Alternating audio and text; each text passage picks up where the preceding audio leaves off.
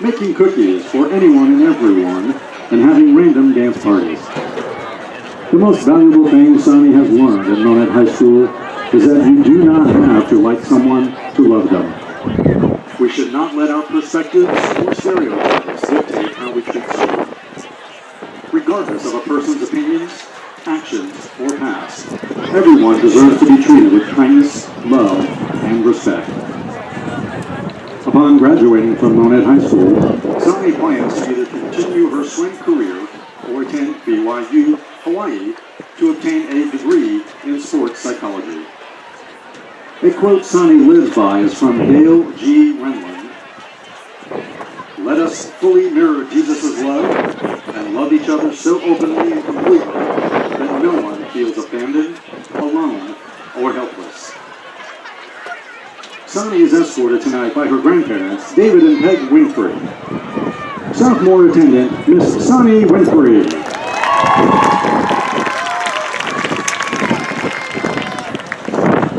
Your junior attendant this evening is Miss Valeria Hernandez. Valeria is the daughter of Imelda Duran. Valeria is a member of the girls' tennis team and the Key Club's vice president. Valeria's hobbies outside of school include hanging out with her friends and family, playing tennis, and blasting music in her car. The most valuable thing Valeria has learned while at Monett High School is to always be yourself. Never let anyone else tell you who you are or who you are supposed to be. The day you stop caring about what other people think is the day true happiness will start. After graduating from Monett High School, Valeria plans to enter a program to become an EMT, later become certified as a paramedic. A Nicki Minaj quote Valeria finds inspirational is, stay in school, don't ever be lazy, don't ever complain about hard work. Hard work, it pays off. Escorting Valeria tonight is her mother, Imelda Duran, and her sister, Jennifer Hernandez. Junior attendant, Miss Valeria Hernandez.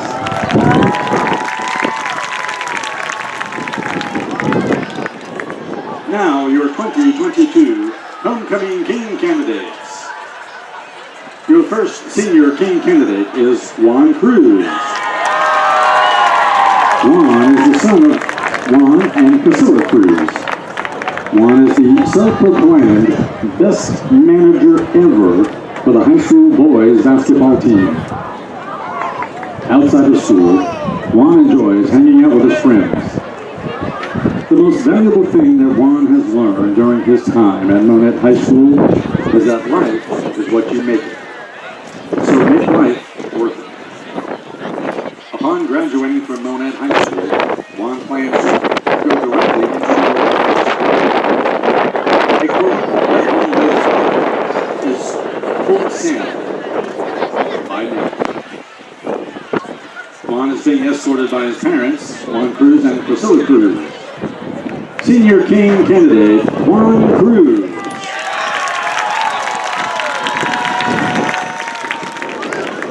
Next we have Senior King candidate, Jake Hoyt.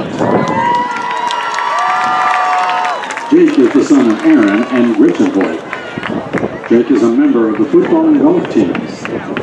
He is a member of National Honor Society and Future Business Leaders of America. In his free time, Jake enjoys spending time with family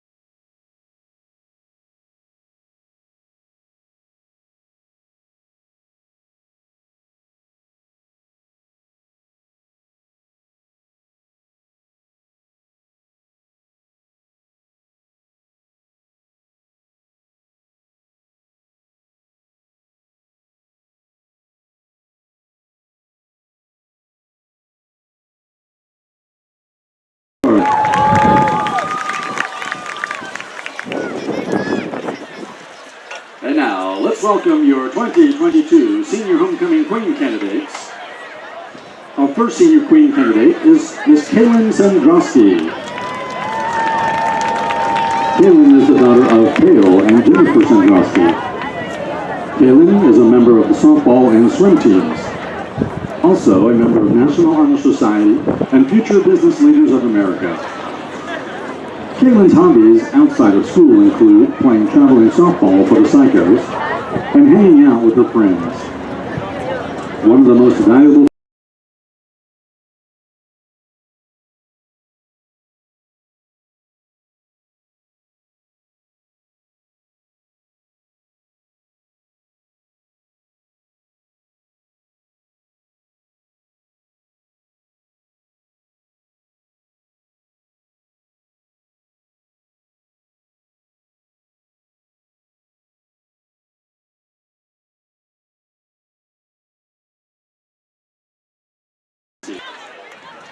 Senior Queen candidate, Talon Sandrowski. The second Senior Queen candidate is Miss Cadence McLaughlin. Cadence is the daughter of Corey Evans. Cadence is a member of the Monett High School dance team and multi-family leadership club. Outside of school, Candace enjoys spending time thrifting, dancing, and playing with her niece and nephew. She also enjoys attempting to cook with her boyfriend. The most valuable thing Cadence has learned at Monett High School is to not lose track of time and enjoy all the little things. After graduation, Cadence plans to attend Crowder College and then transfer. Wind, for the first time this year, has shifted to the north, so it's cooling down, Ryan, as we prepare for kickoff tonight. Sadly, I like the warm weather. I prefer it. Unusual for a lineman, but maybe back to your days of quarterbacking and wide receiver play. Yeah, and you don't have to wear, pants or sleeves. You can go nice, short sleeves, shorts. Especially if I'm watching a game, I want to be able to be comfortable. Absolutely. Fortunately, we're up here in the booth. We should be just fine. But a beautiful evening for football. A few stray clouds to the north, but basically clear here in Monett. Temperatures at kickoff will be around 60 degrees, but be dropping into the 50s and lower 50s as we go through the evening. The wind blowing out of the north-northeast, probably 10 miles an hour at this point. But the conditions of the field, absolutely perfect. Of course, turf here at Burrow Fowler, but no issues with it being wet. It should play very fast tonight. Field condition report brought to you by Hydro Extrusions, where it only takes 5% of the energy to make recycled aluminum into new. Come join the Hydro family for a rewarding career. A big thank you to all of our pregame sponsors that include American Family Insurance, Big Baldy's Barbecue, Buchanan Funeral Home, State Farm Insurance, Eric Norris, the agent there, VFW Post 4207, Hydro Extrusions, and Clark Community Mental Health Center. Looking back to the Big Eight from a week ago, really many of the games were lopsided. A couple of really high-scoring affairs. Monett at East Newton, the Cubs came away with a 2-touchdown win as they came from behind to win against the Patriots.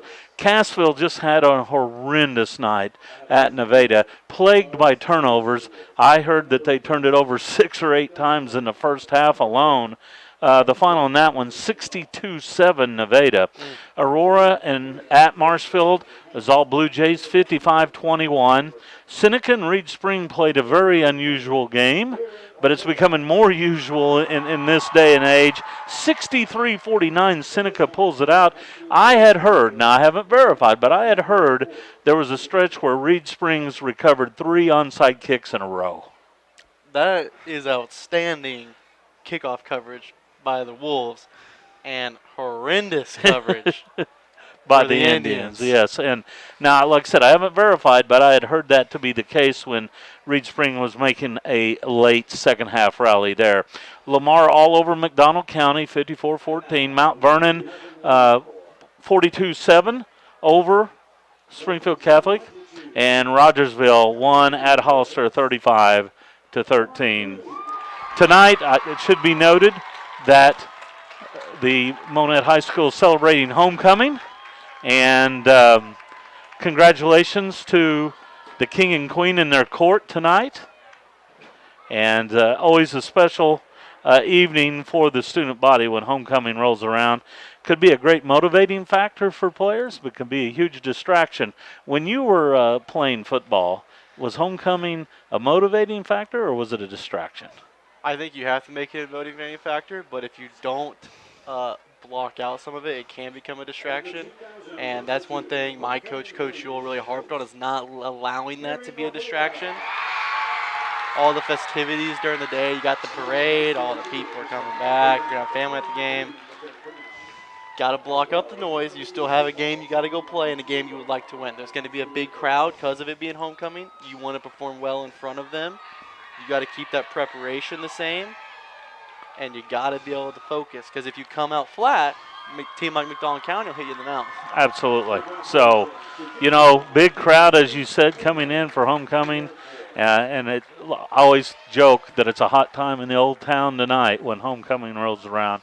And it has once again here at Monett. Monett with a lot of great traditions surrounding homecoming festivities. Following last week's games, moving into this week in the Big 8, McDonald County here's at Monett, Cassville at Springfield Catholic, Reed Spring at Aurora, East Newton at Seneca, Nevada at Lamar, Hollister at Mount Vernon, and Marshfield at Rogersville. And I think really two games stick out to me this week in the Big 8.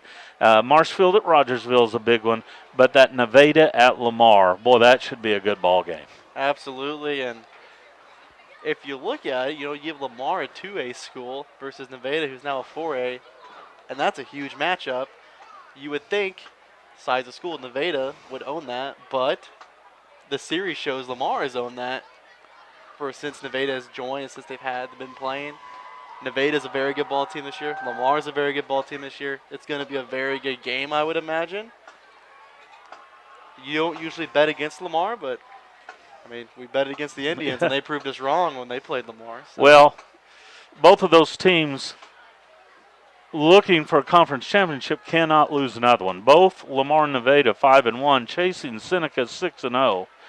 McDonald County at 4-2, Cassville 3-3, Monett 1-5, East Newton 0-6. On the east, Mount Vernon and Reed Spring have been joined by Rogersville at the top, all 4-2. Marshfield at 3-3, Hollister 2-4, Aurora 1-5, and Springfield Catholic is 0-6. The Monett High School marching band has taken its place on the field here in the pregame, and in moments they'll be playing the national anthem. And tonight's national anthem brought to you by VFW Post 4207 in Monett. Some gave all, and all gave some. No one does more for veterans than VFW Post 4207. The home crowd, the visiting crowd, come to their feet as we prepare for tonight's national anthem.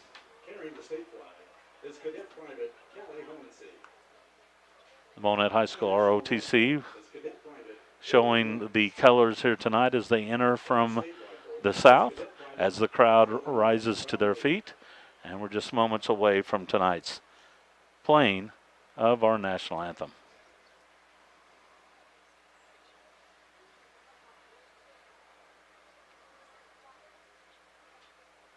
Please remain standing and join us as we honor our school and country with the playing of our national anthem, Monett Toast, and the Monett Fight Song. The band is being conducted tonight by drum majors Rodney Carr and Luis Campos.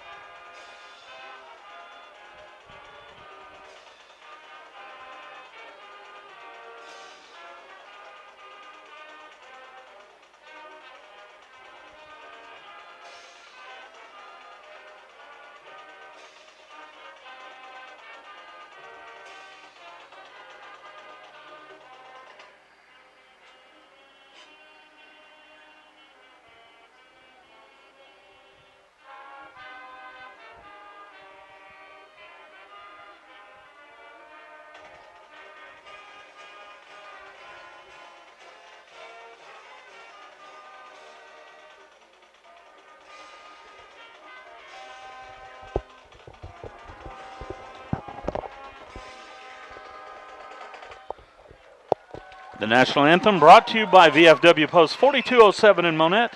Some gave all and all gave some. No one does more for veterans than VFW Post 4207. We'll be back with more of our pregame. After this timeout, you are listening to Monett.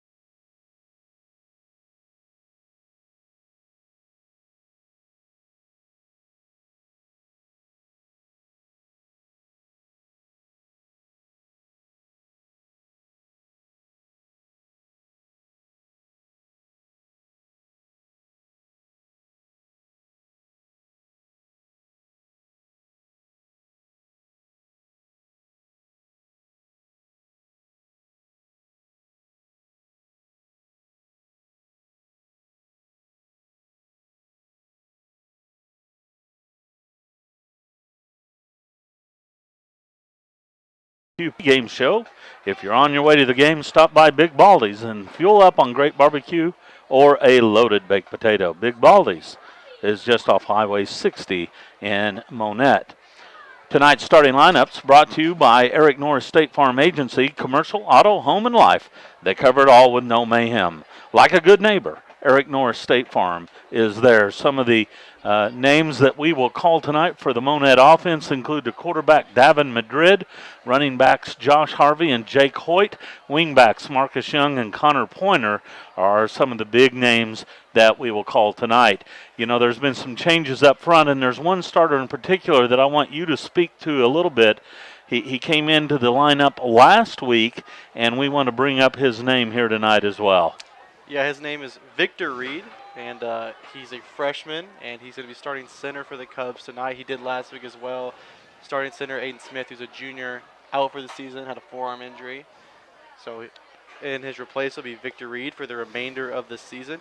Did a good job last week, did his job very well. See what he can do week 2 as a starter now for Monett. 5'9", and what, 220? 220. If I read that correctly. 5'9", 220 and a freshman. And it's one thing to be a freshman skill position, a wide out or something like that. But when you are an offensive lineman, and most notably the center, there's a lot of responsibility on a very young athlete there. There is, and as a center, you kind of have to know what every single person on the offensive line is doing. And you're going to be going up against a senior on the other side or a junior, a guy that's had some more experience than you. You know, their body's a little bit more developed. They've been in a high school weight system for a little bit longer.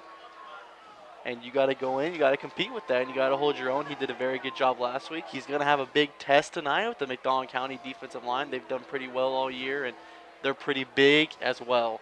Some of the skill positions for McDonald County, they're led by quarterback Destin Dowd. Destin is 6'2", 200 pounds, a junior, and he is a good one. The running back Jordan Saylor, 6 foot 205. The receiving core includes Dalton McLean, Crossdowd, and Jack Parnell. The tight end is Weston Gordon. Tonight's starters brought to you by Eric Norris State Farm Agency, commercial, auto, home, and life. They covered all with no mayhem. Like a good neighbor, Eric Norris State Farm is there. The McDonald County Mustangs onto the field from the north end zone. McDonald County in their traveling black pants, white jerseys, trimmed with black numerals. The Monett Cubs in their home purple uniform, top and bottom, with gold numbers. Still about 7 minutes away from tonight's opening kickoff. Big crowd on hand here on the west sideline. A good home crowd for the Cubs following last week's victory over East Newton. So energy in the stands, hoping that the Cubs can make it 2 in a row. Not a huge crowd from McDonald County. They had a long car ride to get here, and I bet there's going to be a little bit more on the way. But it is a far trip. Maybe they stopped by Big Baldy's to get them a little supper before they got here. They were listening to the pregame show, and they had to stop by. Stop by Big Baldy's for some good barbecue or a loaded baked potato. So we talked about keys of the victory tonight, brought to you by Buchanan Funeral Home in Monett since 1950, by the way. And you talked about momentum. And the Cubs gained that momentum in the second half, and you could really just tell a change of energy in those last 6 or 8 minutes of the game. And I think it all started with a defensive stop and a great drive. It did, and they were celebrating their plays as well. And that's one thing my high school coach, Coach Joel, told us is it's not a bad thing to celebrate when you do it the right way because it gives you momentum, it gets you a little bit more energy, and you want to create more like that. If your teammate makes a good play, you want to go celebrate with them. Get excited. Helps you play better when you do. You got to tame it, though. Be smart. Momentum's going to be key for both teams tonight. Another thing about Coach Hoover, coach teams, he's at McDonald County. All his teams play with tremendous effort. That's one thing that he really keys on. I was a player of his for 2 years, middle school basketball, and he coaches football just like that. You're going to have full effort or he's going to pull you out. And I've seen that now since he's been at Mack County his 6th year. All his teams have had tremendous effort. And when there's a fumble, I promise you're going to see Mustangs diving for the ball if there's one on the ground. McDonald County defeated the Cubs twice last year in the playoffs. First round of the playoffs, McDonald County won 35-0 down in Mack County. In the regular season, McDonald County won 31-14. That was also down in Mack. But that game was much closer than the final score indicated. Monett was in the ball game at halftime. It just got away from them in quarters 3 and 4. In 2020, back here in Monett, McDonald County won a close one, 13-7. Prior to that, however, Monett defeated McDonald County in 2019, 47-0. So, kind of shows the reverse of fortunes from McDonald County from 2019 until now. Monett is 9-4 against McDonald County since 2010. One thing about that McDonald County team, they made a tremendous leap, like you said, from 2019 to 2020. They had a quarterback that played for 4 years for them as a starter, and he tremendously developed. He graduated last year, Cole Martin. He did a very phenomenal job as quarterback for the Mustangs. His junior and senior year, you had really seen the strides he had made. Struggled his sophomore year a little bit and freshman, but when you're a younger guy, it's just really hard going against those older guys that have more experience than you. By his junior and senior year, even his junior year, he had 2 years of varsity experience already, and then going into his senior, already 3 years of experience. 3 years he was going into his 4th year under that same offense, so he knew the playbook front to back, and you really saw it pay off on the field for him last year. And you know what? That's one thing you can't simulate in practice. Experience has to be gained through time, through trials, through errors, and it's one thing to have a starter that does that for you. Captains heading to midfield for tonight's coin toss, which is brought to you by Clark Community Mental Health Center with offices in Dade, Berry, and Lawrence counties. The Clark Center improves lives and communities through compassion and care. Go to www.clarkmentalhealth.com to find the phone number for services in your particular area. Again, as we said, the Cubs in their home purple uniforms, trimmed with golden numerals. McDonald County in their traveling white jerseys, black pants, trimmed with black. You know what I like numerals. about both these uniforms? We can see, See the numbers. Yeah, you've bought in. It didn't take you long to realize And that. McDonald County was so kind, they put it on the shoulder pad as well. Yes, if we were a little higher, that would pay even better dividends. Well, I can see it. Well, there you go. You have young eyes, though. My eyes, even with glasses sometimes, it's quite the adventure. Week 7, it's hard to believe that it's week 7. Season goes by quick. It does go by quick. So we're in the final third of the regular season. And in an important game, obviously, here with district implications, too. McDonald County currently third in district. However, they defeated the team that's just above them, and I believe those bylaws allow you to leapfrog a team if you beat the one directly above you. At the end of the year, you're allowed to leapfrog one opponent that you would beat if the record is the same. They get a jump ahead. So we'll see, but this a big game for both of these teams. McDonald County hoping to hang on to a high seed in district. Monett looking to try to move up into the rankings as they are currently seeded 7th in the district. Not a full moon tonight, but close to a full moon, and you know, strange things can happen when the full moon arises tonight. Not quite a full moon, but a beautiful evening nonetheless as we see the moon rising into the east up there. Benji Finsky, Ryan McCullough, Erwin Perez with you from Burl Fowler Stadium, Richardson Field. The Cubs and the Mustangs just a minute away from opening kickoff. The Cubs will be kicking it away, going left to right as we look on, which means they'll be defending the north goal and will have a slight breeze at their back to start this one. And it looks like we have a new kicker in there. Looks like Diego Baden, number 45, is going to be kicking off tonight for the Cubs. It is. Diego has it teed up, and he's waiting for the ready-to-play signal as the clock has to be reset to 12 minutes. There it is. And we are ready for action here from Burl Fowler. The Cubs and the Mustangs from Burl Fowler. Kickoff away is a squib kick down to the 22, fumbled there, picked up at the 21. Good coverage from the Cubs as the returner is gang tackled at the 22. Look like number 21, Riley Ray, there for the stop, along with number, I believe that's 86, Marco Salas there for the stop. So the Mustangs will set it up at the 22. They have it on the right hash mark. Their quarterback is Destin Dowd, who will work out of the shotgun, brings motion in front of him, gives to his tailback. The run up the middle gets a couple as the tailback is knocked down in a big hurry. Number 12, Jake Hoyt, and number 22, Connor Pointer there for the stop.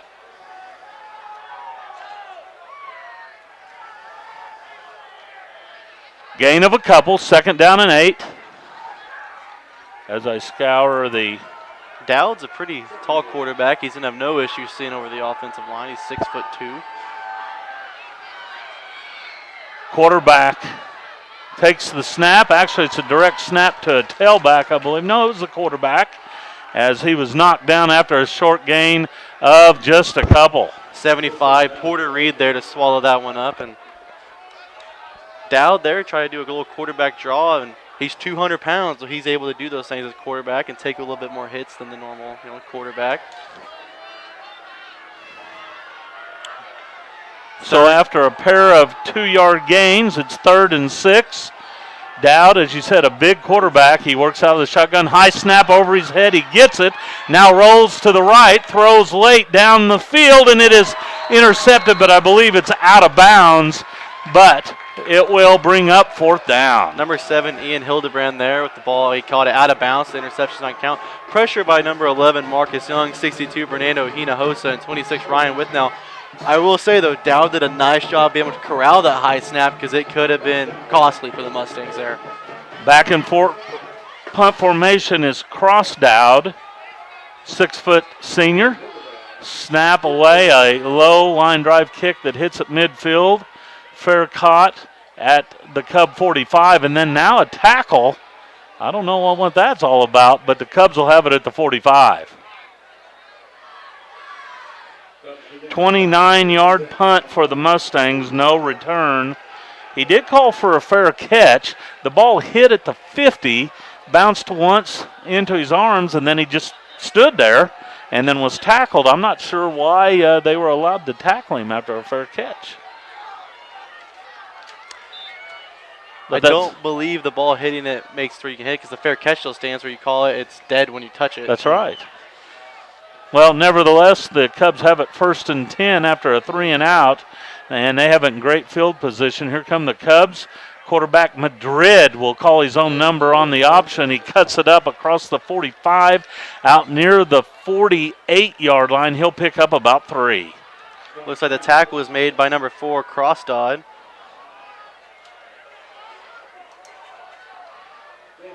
Cubs do pick up 3. The clock rolling with 10 minutes left here in the first quarter.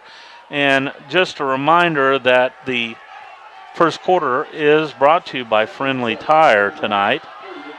From large to small, they service them all at Friendly Tire. 2nd down and 7. Madrid resets Meeks to the right side. Takes the snap and gives on a jet sweep to Connor Pointer, who's wrapped up in the backfield and knocked down at the 43. That'll be a loss of 5. That's number 10, Sam Bartman, there for the stop on the edge. The Cubs have just had a very difficult time with that particular play. If they could ever get Pointer to the edge, he could rip off some good chunks, but he has just had a hard time with that. At the tackle there, you got to do a good job sealing your man off, and it can be very difficult there because you're one-on-one on the edge. 3rd down and 12 for the Cubs from their 43. Madrid will give on a dive play to Jake Hoyt, who is pounded down after a short gain. He'll pick up a couple. It'll bring up 4th and 10. 46, Weston Gordon there for the tackle.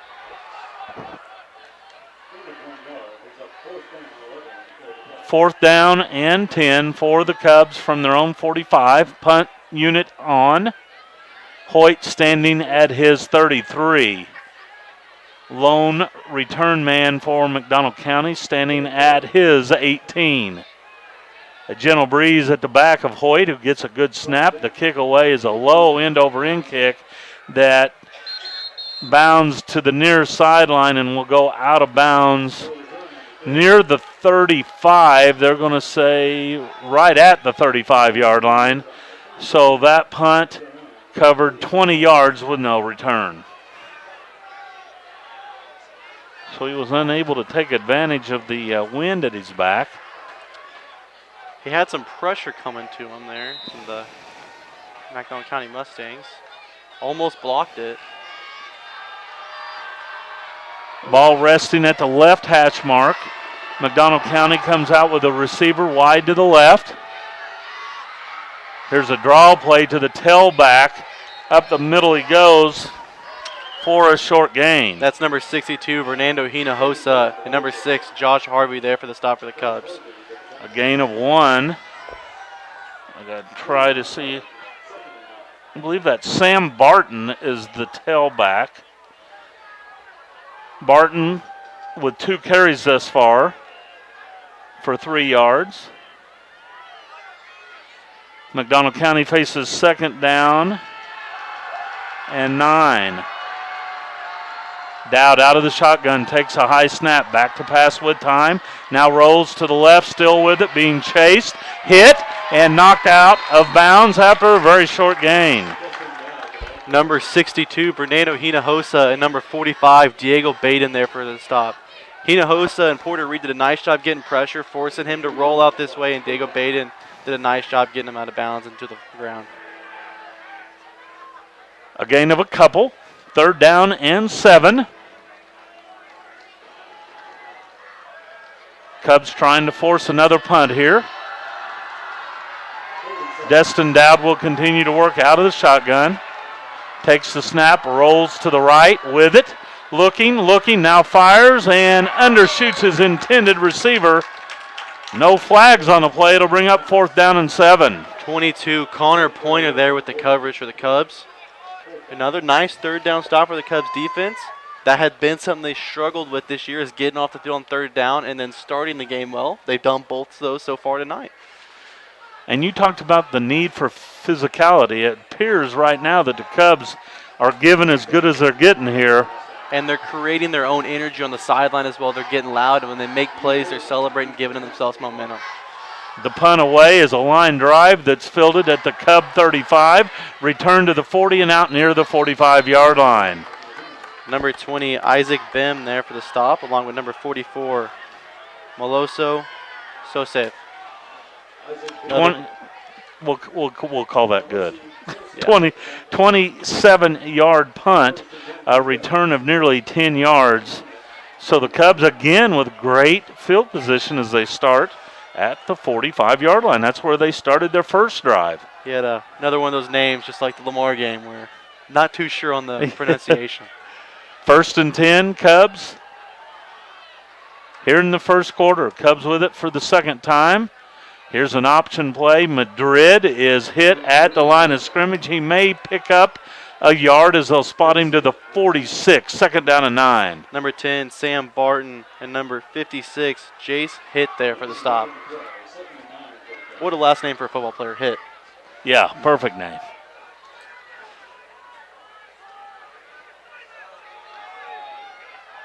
Second down and 9 for the Cubs from their 46.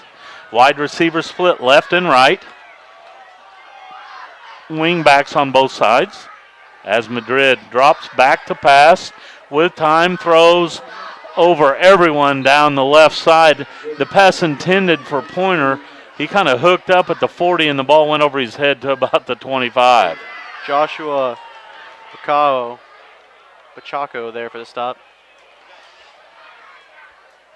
Is it a Pacheco? Pacheco. Yeah, let's go with Pacheco.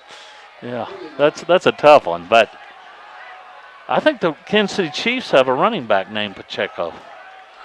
I think he plays behind Clyde Edwards-Helaire, and he runs like every play as his last one in the NFL.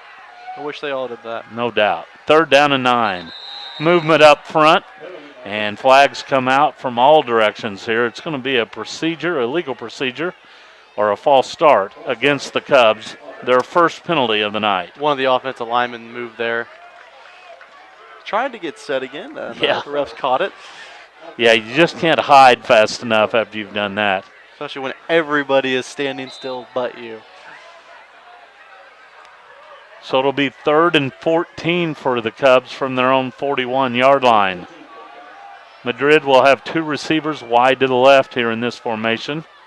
Dive play, the ball goes to Josh Harvey, and Josh plows forward to about the 43, so he'll pick up 2, and it'll bring up number 49, Samuel Murphy there for the stop.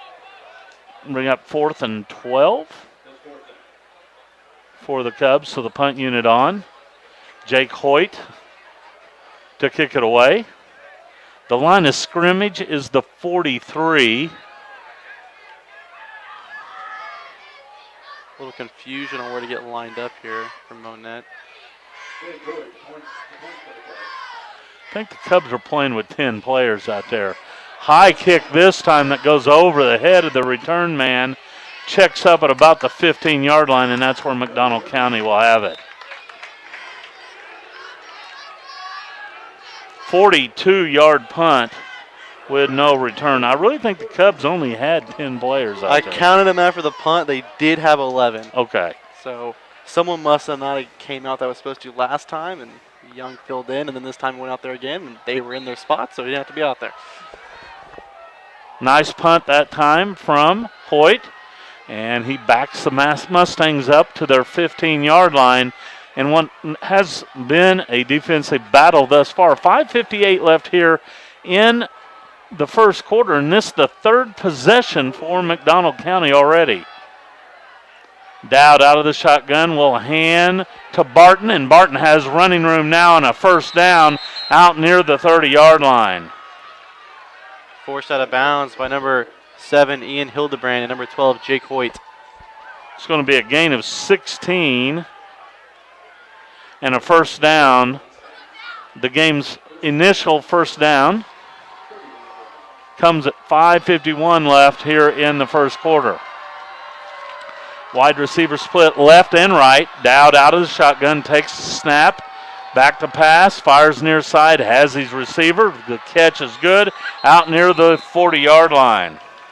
Number 11, Marcus Young, and number 7, Ian Hildebrand there for the stop. I was Cross Dowd with the reception, a gain of 9. Bring up second down and 1. And he had plenty of cushion that time. I mean, he basically went three yards and hooked up and made the easy catch. Ran a little curl route, had enough cushion. Nice game for the Mustangs. Second and short. And the dive play. The ball is on the ground, and I believe the Cubs have come away with a turnover. That's number 62, Fernando Hinojosa there to fall on the ball. So a gain of a yard. We'll give that gain to the quarterback, but the fumble to the quarterback as well. I believe Fernando had just left the line, and he looked down while he was engaged and just saw the ball roll underneath him. And he just fell on top of it. So a turnover here gives it to the Cubs at the Mustang 41-yard line.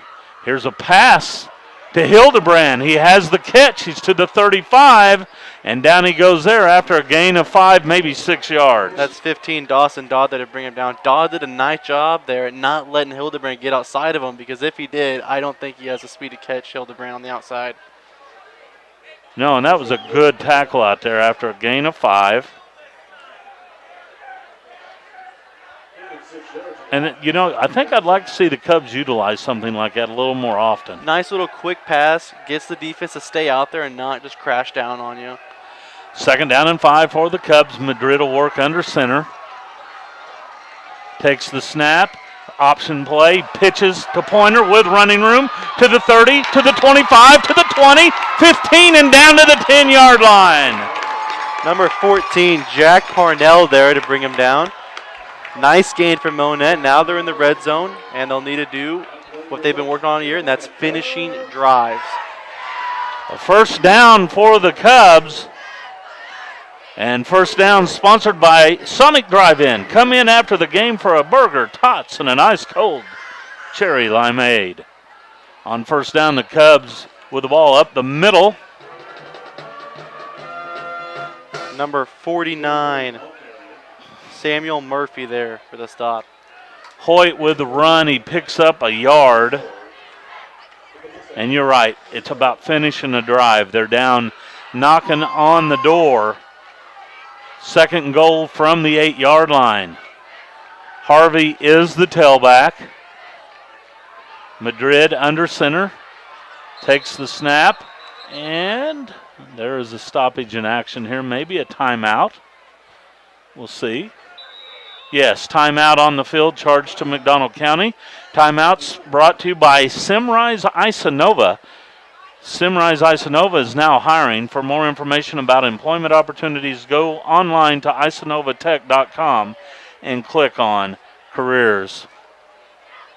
Cubs punch it in here, take an early lead, and then we start talking about that momentum factor again. Cubs trying to sustain what they generated from a week ago. It would really be nice to see the Cubs capitalize here early.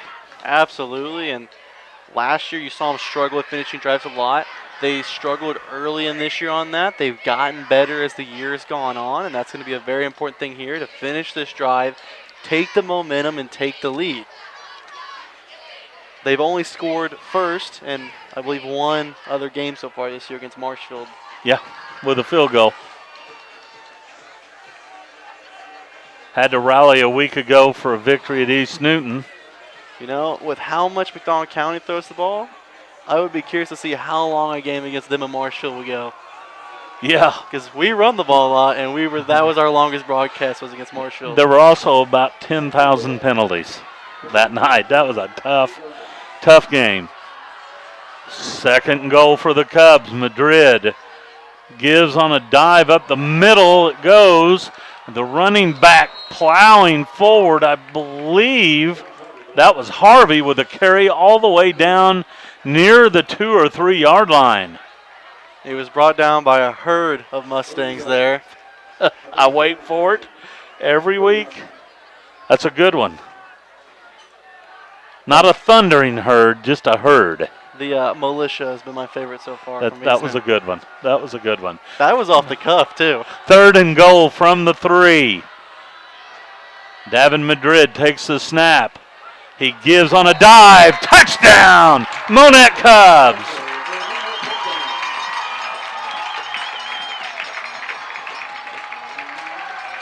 Josh Harvey. Was it Harvey? Hoyt. It was Jake Hoyt. Hoyt from 3 yards out. So good job, Jake, as he gets the Cubs on the scoreboard. And the Cubs kicker is going to be Madrid. Something must have happened to Chavez in practice, I would imagine. Snap back, ball down, the kick up, and it's blocked at the line of scrimmage.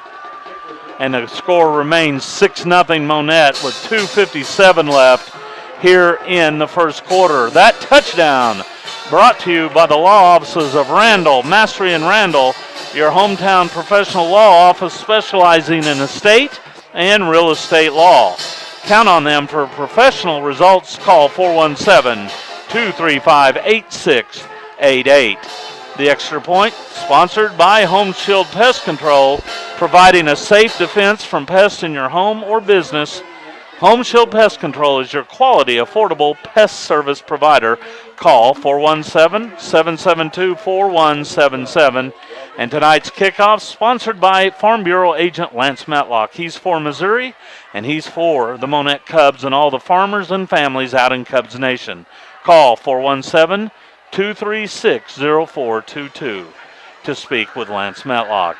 Yeah, you're right. Something's had to happen to Chavez. He's not kicking tonight. One thing the Cubs have really controlled so far tonight is the field position battle. They've been playing on their side of the 50 and not allowing McDonald County to get past midfield tonight. And I think it's an audition tonight. I think Jake Hoyt is now going to kick. Everybody kicks. Everybody kicks. Fernando Hinojosa, he's going to kick next. Let the lineman kick. And now it's a squib kick up the middle, fielded at the 38. Connor Pointer there, I believe, to make a hit.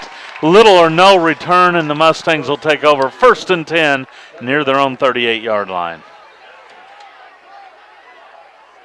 And that was a nice coverage there from the Cubs. He tried to bring it outside, and he was met by the Cubs, and they brought him down. I don't believe we have a kicker that's just going to boom it deep right now, so they're utilizing the squib and good coverage on their kickoff. I'm looking for Chavez on the sideline. I did too. I did not see him. On 1st down, here's Barton running the sweep. He'll have a 1st down and more as he gets out near midfield. 7, Ian Hildebrand, and 12, Jake Hoyt there for the stop. And that'll be the first time the Mustangs have crossed midfield tonight. Barton now with 31 yards. Mustangs pick up their 2nd 1st down.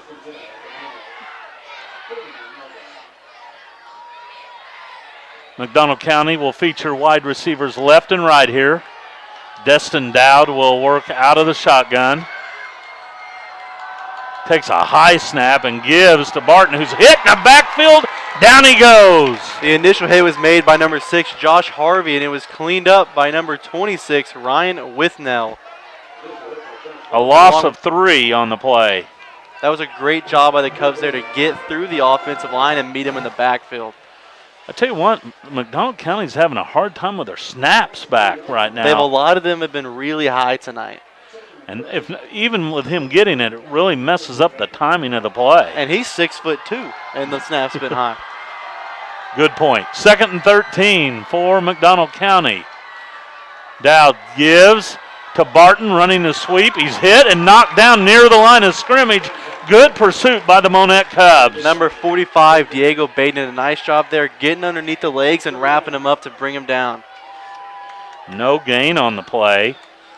And the Mustangs, well, actually, they'll give him a loss of a yard on that. So the way those snaps have been, you know, you go back a couple years from Monett, if you have someone like Brink back there, that's going way over his head. 3rd down and 14. The crowd comes alive here. Out of the shotgun, Dowd under pressure, rolls to the right, throws deep over the middle, and it's knocked down, incomplete. Nice tight coverage there by number 3, Evan Witt. Did a nice job getting up in front of the receiver to bat the ball down and not allow the receiver to have a chance to make a play. Okay, everything feels just a little bit different tonight. I told you sometimes all it takes is getting that monkey off your back. The first win, they got some points on the board, and now you just got to go play. They've got the momentum. They've tasted what winning's like, and now they want more. And execute. Now it's about executing the plan. The punt away as a line drive. That is scooped up at the 19 by Hilda Brown, out to the 25, and down he goes at that point. I like that he changed his mind to pick that one up, because if he didn't, that could have rolled inside the 10, and that would have been very poor field position to start in. Yeah, and that's that hidden yardage.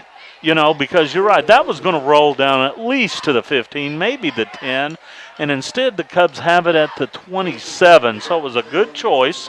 Wasn't a big risk at that point, and that really saved the Cubs at least 12 to 15 yards. And now they have it at their own 27-yard line, leading 6-0. Motion behind Madrid. He takes the snap, runs the option, has some running room, cuts it up across the 30, and then dives forward to about the 32.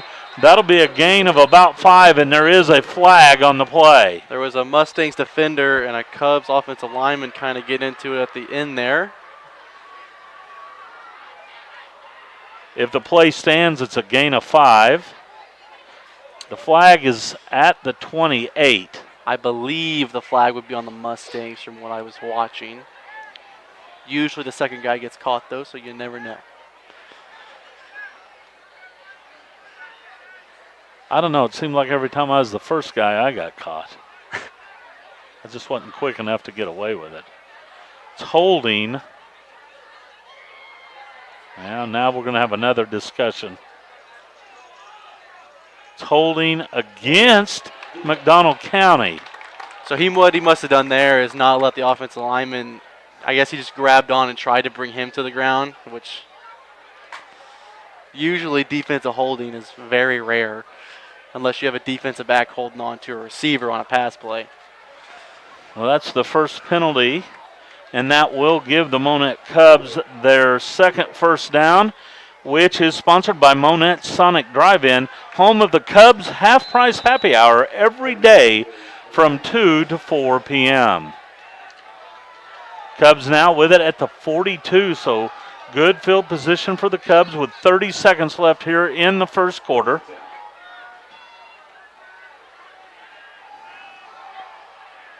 A lateral back to Young, and Young is hit immediately and dropped. And that'll be a lateral. That's a run, not a pass. That's loss of 3 on the play. He was brought down by number 8, Joshua Pacheco. And that brings us to the end of a rapidly played first quarter, brought to you by Friendly Tire. No need to worry about your car's health, a flat tire, or being stuck in the field. With Friendly Tire at your service, call 417-235-6777. A big thanks to Friendly Tire, tonight's first quarter sponsor. Back with second quarter action right here on the Talon Sports Network after this quick timeout.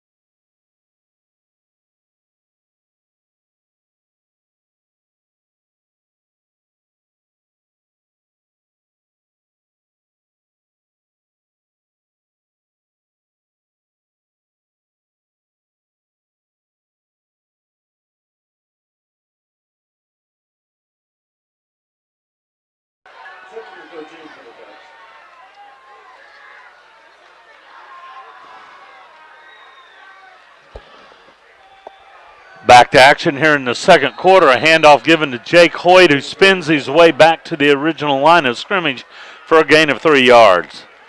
Number 14, Jack Barnell there for the stop. That'll bring up third down. Second quarter tonight brought to you by American Family Insurance, here to carefully protect your dreams. Save up to 23% by combining your auto and home policies. Call Riley Snyder at 417-235-6034 to receive a free quote. Third down and 10 from the 42. Movement up front, I believe. Here's a flag comes out.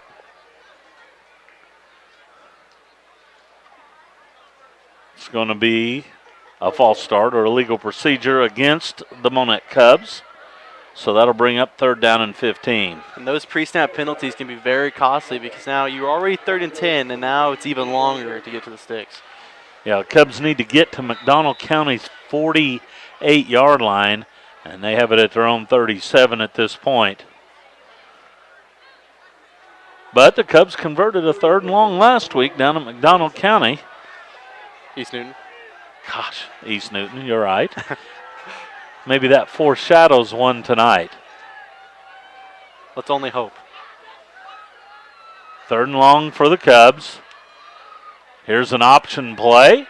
Run by the quarterback, Madrid. A good hard run. He's going to be short of the first down, but he picked up 9 yards on the play. He was stood up there by the Mustangs defense. Madrid runs the ball nice and hard, and he's going to fight for extra yardage. He's not your average quarterback that's just going to go down with one head. He wants to lower his shoulder and go at you. He ain't going to slide. No, he's not going to slide. He doesn't go in feet first. Cubs now face 4th down and a long 6 from their 46. If you don't get that penalty there, you're 4th and 1 or 4th and inches right now, and you could run that quarterback sneak Madrid loves so much. Hoyt on to kick it away. High kick from Hoyt that hits and takes a neutral bounce to about the 22-yard line. Down by 44, Isaiah Meeks, and the Cubs defense will come back on the field and try and get another stop. A 32-yard punt with no return. A good effort there by Jake Hoyt. And McDonald County, trailing 6-0, has it 1st and 10 from their 22.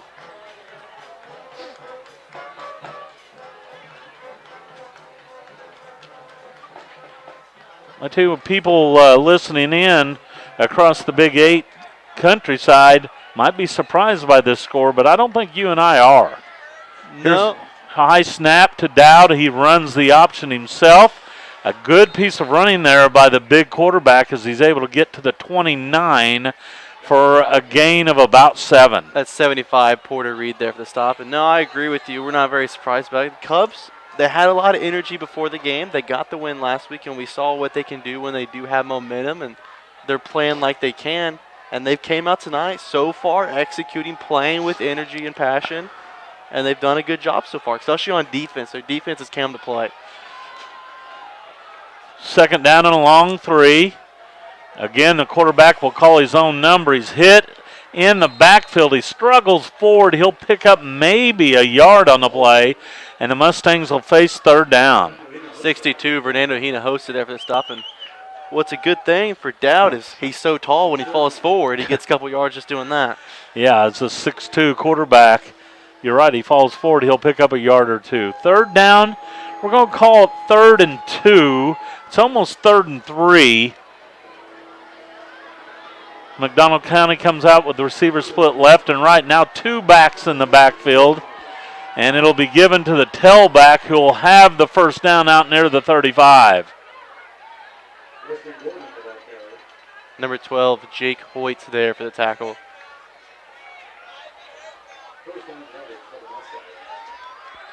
There's a gain of 5 on the play.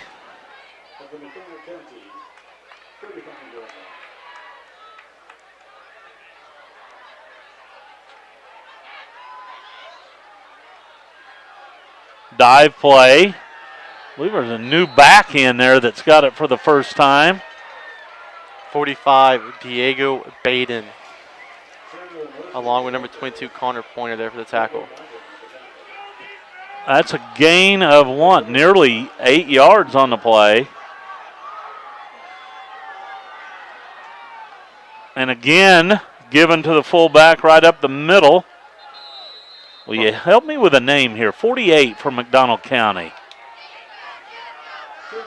48. I don't even have a 48 on my roster. Okay. Well, help me with that fullback then. 49. 49. Samuel Murphy. Samuel Murphy. That's what happens when you get older sometimes. Murphy with back-to-back runs, picks up 12 yards and a first down. They go back to their tailback this time with little success. Number 12, Jake Hoyt. 45, Diego Baden there for the stop. A lot of gang tackling by the Cubs tonight. They're flying to the football, and it's not just one guy making the tackle. They have multiple coming in for the hit. And when they can't finish the hit themselves, they've done a nice job holding on and waiting for their help to get there. Bring up 2nd and long for the Mustangs here. 2nd down and 9 for the Mustangs. Out of the shotgun, over the head of the quarterback.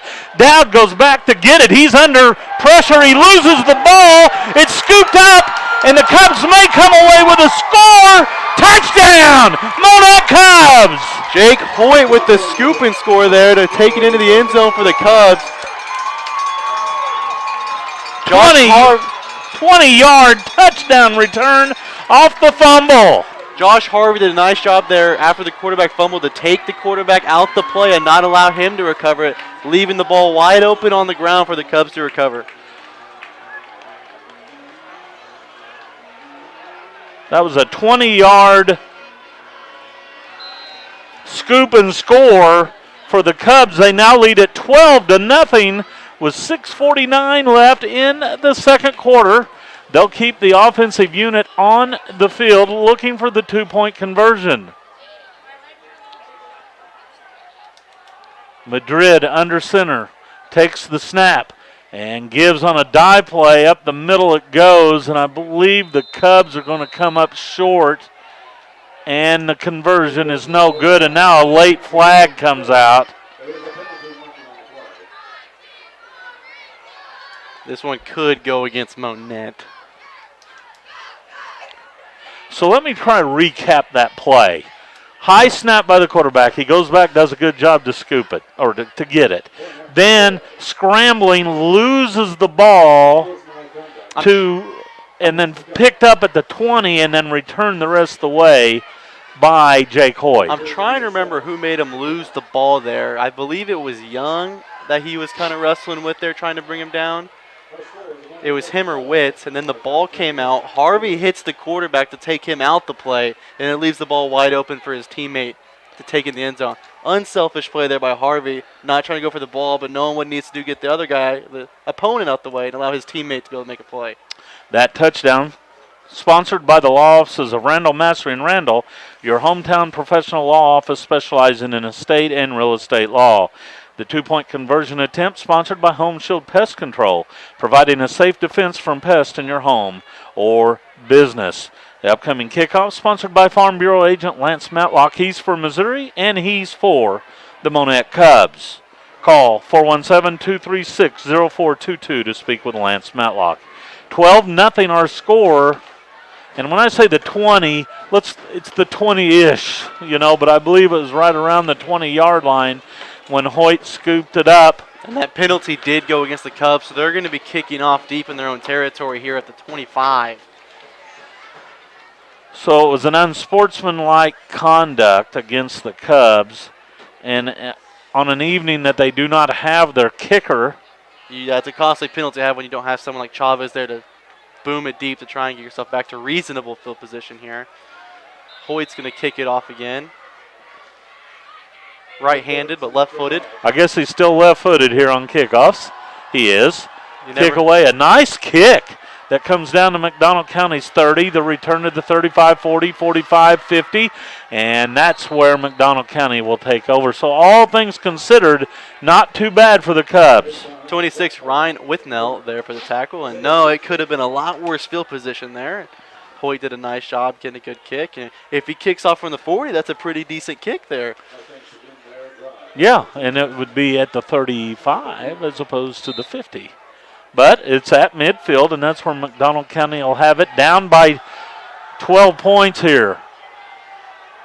Dowd takes a good snap this time. Quarterback draw up the middle he goes as he's able to get down to the Cub 44 for a gain of 6. I believe that's number 45. Oh, no, 26, Ryan Withnell, and 45, Diego Baden there for the stop. Dowd really hurt by that one long loss as he turned it over. Now with minus 8 yards on 7 carries, but he lost 27 on that one play. 2nd down and 4. Dowd with the snap. He'll run it again. Up the middle he goes and leans forward close to the 1st down. 12, Jake Hoyt, and 72, Austin Meisner there for the stop. That'll be a 1st down for the Mustangs. I tell you right now, if you're Coach Hoover, you got to be frustrated because they're just not getting anything going, and I think they want to go back to some of the basics that make them successful. Yes, and I've been at halftime with Coach Hoover before when you're not executing like you're supposed to, and it's not a great time. There is a dent in Lamar door, their locker room, that's metal from him. You're telling stories now. 1st and 10, and flags come out here. A dead ball penalty. Pre-snap infraction. False start against McDonald County. Coach Hoover is a very passionate coach. Well, I will say I knocked over a set of lockers one night at Stockton when I was coaching, and I didn't think they were that heavy until they were laying and they tried to pick it up. And tried to pick it up, and it wouldn't happen. I had to go get the custodial crew at Stockton to help me set it back up. Did you have fun explaining why they were on the ground? Yeah, they laughed at me. First and 15. Option play comes near side. Flag comes out, so this one may come back. That was a good run by Barton, but it's going to be all for naught. It's going to be a penalty against McDonald County. Well, he was brought down by number 70, Hunter Lanning. And, you know, we talked about Hoover, and before he got to McDonald County, they were towards the bottom of the Big 8. And since he's got there, he's done a nice job reaching their first district championship. And I believe it was a 40-year drought. And I'll tell you this, McDonald County's always had good athletes. They've had big kids, fast kids, and until recently, they just had a hard time putting it all together. Well, it's now 1st and like forever. 1st and 27, we'll say. Yeah, 1st and 27. Cubs still need a couple good plays here. Keep them in that long down and distance here. McDonald County comes out with 4 receivers this time. Dowd takes a high snap. He's going to run it up the middle himself. He's hit near the line of scrimmage, and down he goes after a gain of 2. Number 6, Josh Harvey there getting down the line to bring him down. Well, this is a big drive for this defense. They're pitching a shutout so far. They got a great opportunity here to sustain this momentum with another stop here. The Cubs have also been hitting a lot harder tonight than we've seen the rest of the year, but with good form. They're wrapping up when they tackle. They're not just using their shoulders and allowing the running backs or quarterback to bounce off of them. 2nd and 25. Dowd back to pass. He looks to the right. He throws deep to the right into double coverage, and it is incomplete.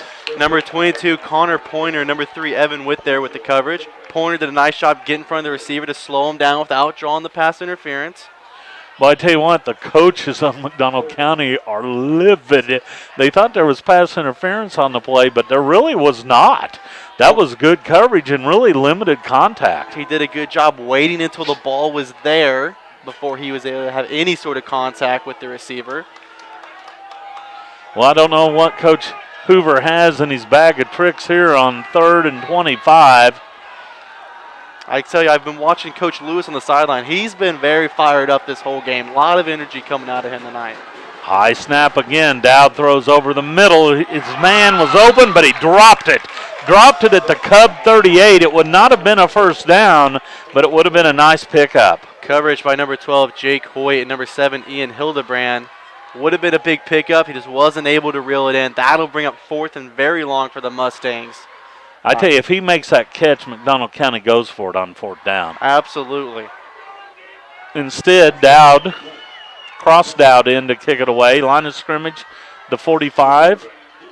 Kick away is a beauty that comes down to the 20. Hildebrand to the 25, to the 30, and knocked down at the 32. Number 46, Weston Gordon there for the stop. We do have a flag on the play. 35-yard punt. Let's see who this one's on. I would say it's on the Cubs. It was during the return. Oh, it's a blindside hit. That'll back the Cubs up in their own territory. That'll be a 15-yard penalty.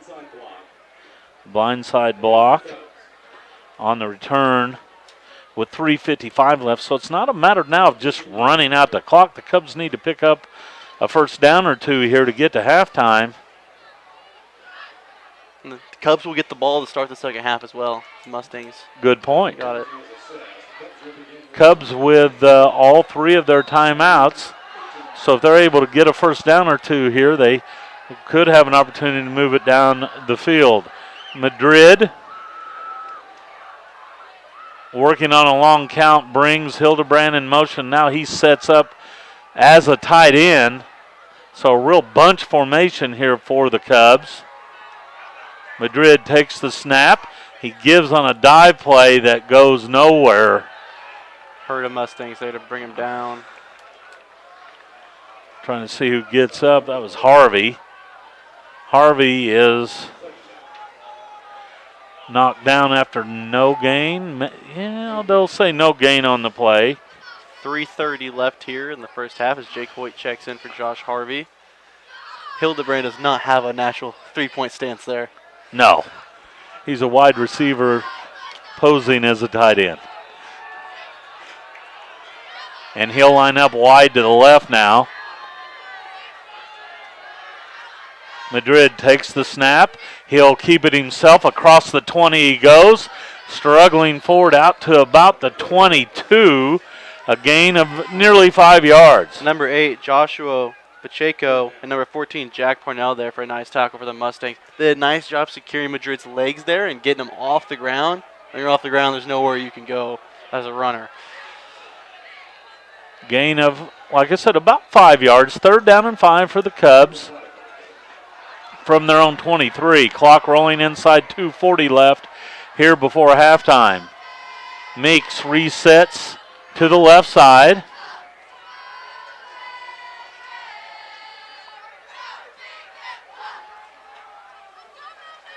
Davin takes the snap. He'll pitch right side Pointer. Pointer reverses his field and is swallowed up after little or no gain. Number 75, Angel Mendoza there for the stop, and he's at 295 pounds. Yeah, you can tell he's every bit of 295. Timeout on the field called by McDonald County, and timeouts brought to you by Simrise Isanova. Simrise Isanova is now hiring. For more information about employment opportunities, go online to isanovatech.com and click on careers. 2:05 left here in the second quarter, which is being brought to you by Riley Snyder American Family Insurance, located at 811 Dairy Street in Monett. Call 235-6034 to receive a free quote on your insurance needs. Monett leads 12-0, a pair of touchdowns and a pair of missed conversion, a missed kick, and then a missed 2-point conversion. And the Cubs lead at 12-zip. Well, so far so good for the Cubs. You want to take care of the football. They haven't had, any just fall on the ground. I will say, going back to that lateral play that they threw to Young, they could throw off that since it's a backward pass, and Young has quarterback experience. He's played quarterback, and he's a baseball pitcher, going to Missouri Southern for that. Congratulations, Marcus. So he has an arm on him he could use there if they wanted to do a little lateral pass. A little trickeration. Yeah. 4th down and 5. Hoyt to kick it away. A high kick. That is a monstrously high kick that takes a neutral bounce and is finally come to rest at the Cub 41-yard line. That one went very high up in the air. 18-yard punt with no return. It did eat about 10 or 12 seconds off the clock. I will say some of those are the hardest for the coverage team because the ball's so high up, those linemen are going back to get set up for their block. Sometimes it hits them on the way down. It's a live ball. That time everyone stayed away from it, and the Cubs let it roll to stop, using up as much clock as possible. 1:55 left here in the second quarter. McDonald County to the line of scrimmage. Inside 5 seconds left on the play clock. Dowd takes the snap. He'll give on an inside handoff to his tailback, and that'll be good for a first down as Barton able to get down near the 30. That's number 6, Josh Harvey, there to bring him down. Nice, tough run there for the Mustangs. Now they're inside the 30. With plenty of time left, 1:45 left before intermission. And they still got a timeout, so they can't stop the clock. Cubs still have all 3 of their timeouts, I believe. 1st and 10 from the 29. Dowd takes the snap, back to pass, sets up a screen. This one's got a potential for a big play inside the 20, down near the 10. He was finally brought down by number 22, Connor Pointer. Cubs defensive line got through the line easy, but that was just like design. The Mustangs had it. That way the running back slips right through. You dish it off to him, and he has his whole offensive line in front of him. Yeah, and that was the tight end, Weston Gordon, as he gets down to the 11. That's a gain of 18 and a first down. That was a well drawn up play for the Mustangs. It really was. Perfectly timed, too. Dowd out of the shotgun, rolls to the right, but now whistles stop the action. A pre-snap infraction here. It's going to be a penalty against the Mustangs. And one thing, those snaps are still high, but Dowd's tall enough he's able to get up and go get it. But in what was the game's biggest play thus far, he didn't. High snap, and he wasn't able to corral it. Some of the center's going to need to get down for the Mustangs. 1st and 15. Another high snap. Dowd rolls to the right. He throws into the end zone, and it is, they're going to call a penalty on that. I don't believe that one was even catchable. No, I don't think that was catchable, and I don't know if it was really a whole lot of interference. He didn't hold him. I believe the receiver went to stop, and he just kind of ran into him, and the ball wasn't even going to be close to him. They're going to call it defensive pass interference. Defensive coordinator for the Cubs, Coach Ernst, not happy on the sideline, as you can imagine. He definitely disagrees with the call.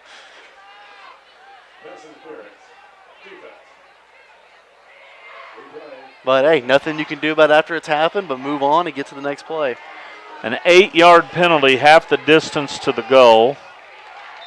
And it remains first down. First down and 7 from the 8-yard line. Dowd will run it himself, bust one tackle, then stood up and driven down. Number 22, Connor Pointer there to make a stop. No gain on the play. That'll be the last timeout for the Mustangs. Yeah, they face second down and about 7 from the 8-yard line. Well, if you can get a sack on third down, then it's second down here, but if say you get a big stop on third down, you're going to force them to have to rush their field goal unit on to try and get something, or they're going to have to try and go for a touchdown. And as a kicker, that's the last thing you want your kicker doing because he has to run onto the field, doesn't have time to get set up, and then it can come off as an awkward kick.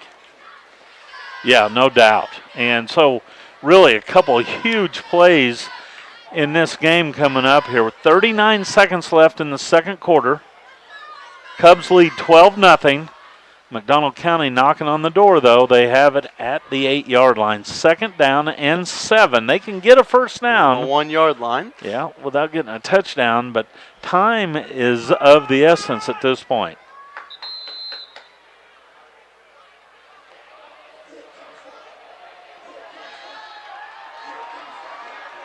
Both teams back out onto the field following the stoppage in action. 2nd down and 7. Wide receiver split left and right. Destin Dowd out of the shotgun, takes a good snap, back to pass, will throw to the right, and the pass is incomplete. Good coverage there by the Monett Cubs. Nice tight coverage there by number 3, Evan Witt. Stayed very close to the receiver, kind of kept his hand on, but not enough to draw a pass interference, and then got his hand up to block the ball from the receiver, not allowing him to have a chance to catch it. Wide receiver talking it over with the official down there, as good wide receivers will do. Might get the call the next time down there in the corner of the end zone. 3rd down and 7 now. This is a spot. If you can get a sack here, that clock continues to run, and the Mustangs have to make a fast decision.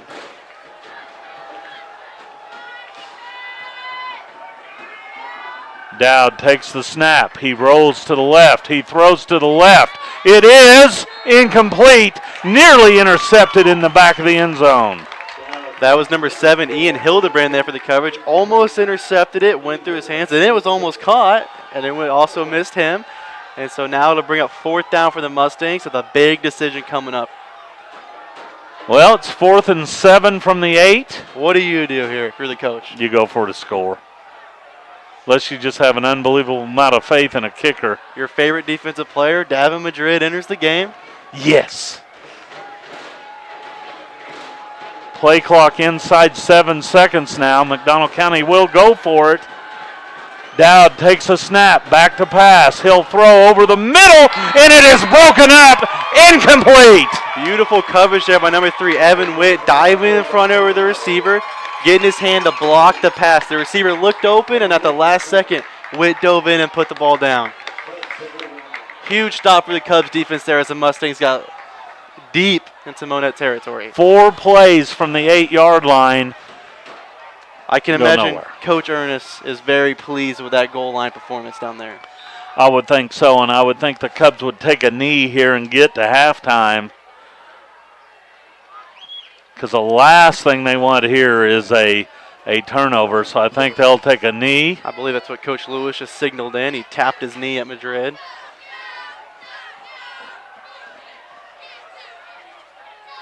Madrid will lose 1 yard on the carry, but that will take us to halftime.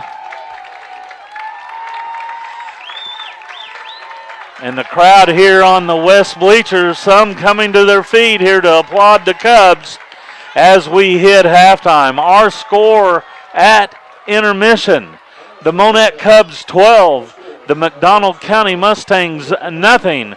We will be back with the Remax halftime show after this timeout. You are listening to Monett Cub football on KKBL, part of the Talon Sports Network.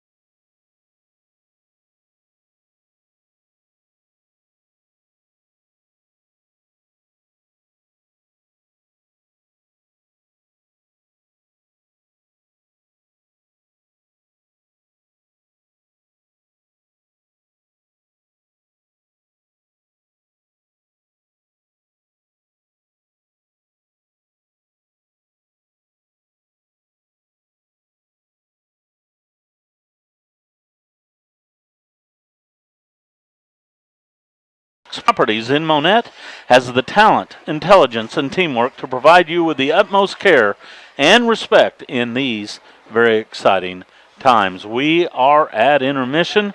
The Cubs lead it 12-0, and with a quick look at tonight's scoring summary, here is my broadcast partner, Ryan McCullough. Well, we have 2 scores tonight, both by the Cubs, and in the first quarter, at the 2:57 mark, Jake Hoy had himself a 3-yard touchdown run. Cubs attended the extra point. Like we said earlier, Chavez is out this game. The PAT was blocked, and that made the score 6-0. And then later on in the second quarter, at the 6:49 mark, there was a fumble or a high snap. Quarterback picked it up, and then a fumble. And Jake Hoyt scooped up the fumble and ran it 20 yards for the scoop and score. And then the Cubs went for 2. 2-point conversion failed. So that made the score 12-0, and that's our score at the half is Monett Cubs 12, McDonald County Mustangs 0 going into the second half. You know, only 12 points in the first half, but a lot of excitement here at Burl Fowler. The Cubs really playing their best half of the season thus far, and will they be able to maintain that momentum? Time will only tell. Cubs lead 12-0 at halftime. We're going to slip away, hear from some of our great sponsors, and when we come back, Ryan and I will take a look at scores from throughout the area. We'll also take a look at first half stats here at Burl Fowler. We'll be back after this timeout. You are listening to Monett Cub Football on KKBL Radio, part of the Talon Sports Network.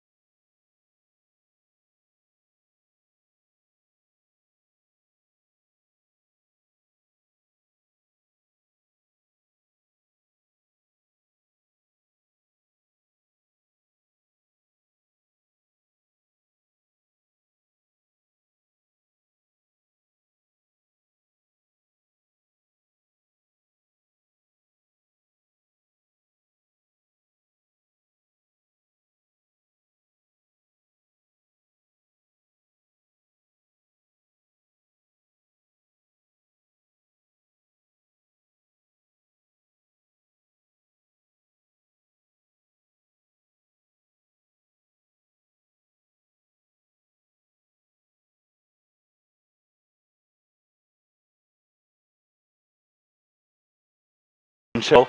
Remax reminds you that talent wins games, but teamwork wins championships. The same can be said for buying or selling a home in today's market. Visit with the team at Remax. We are at intermission. The Cubs lead at 12-0. The Monett High School Marching Band entertaining the homecoming crowd tonight here at Burrell Fowler. A quick look at game stats here in the first half. The McDonald County Mustangs, 21 rushes for 55 yards, 2 of 10 passing for 27 more, so the Cubs have limited the Mustangs to 82 yards of offense in the first half. The Mustangs with 6 first downs, 2 costly turnovers, 2 fumbles, one that set the Cubs up in great field position, another one was a scoop and score. 4 penalties for 30 yards, 4 punts for a 31.3 yard average. The Monett Cubs have run the ball 17 times for 57 yards. They are 1 of 2 passing for 5, so the Cubs only able to muster 62 yards of offense in the first half. 2 first downs for the Cubs, but no turnovers. 5 penalties for 48 yards, 4 punts for a 28-yard average. McDonald County was led on the ground by Sam Barton, who has 39 yards on 7 carries. Murphy, who came in and ran the ball a couple of times, he has 12 yards. Dowd, 2 of 10 passing for 27 yards. The biggest pass was a screen to his tight end late in the second quarter. For the Monett Cubs, they're led on the ground by the quarterback, Davin Madrid, 27 yards on 7 carries. Connor Pointer, 3 carries for 22 yards. Jake Hoyt, 4 carries for 9 yards, but he does have a touchdown. Madrid, 1 of 2 passing. He hit in Hildebrand for 5 yards. People will see this score around Southwest Missouri, and they might be surprised by it. Cubs still 24 minutes away from pulling off the upset, but this is just one game of many in the area. And Ryan, if you want to take a look at some of the scores from around Southwest Missouri and share, I'd love to hear what's going on. Well, a really big game in Class 5 is Carthage versus Webb City, and the Tigers lead 28-7 at the half. Boy, they're taking it to the Cardinals right now. Well, in the regular season last year, Carthage took it to Webb City. Webb City lost a couple games, and then Webb City got them back in district and went on to win another state title. West Plains playing Lebanon. West Plains 21, Lebanon 15 at the half. Some Big 8 action. Seneca's playing East Newton this week. And it's not a shocker, it's all Indians, 35-0. Lamar and Nevada, we thought it'd be a close game. We were right. I was going to say the Tigers lead, but that wouldn't do you any good. Lamar leads 14-8 in the second quarter, late almost halftime there. Nixa versus Willard, 14-12. Nixa, Willard putting up a good fight though. Halftime. Marionville and Sircoxie, that's a good game down, the lower level classes. But it's all Comets, Marionville 22, Sircoxie 0. Joplin playing Carl Junction, all Eagles 27-0.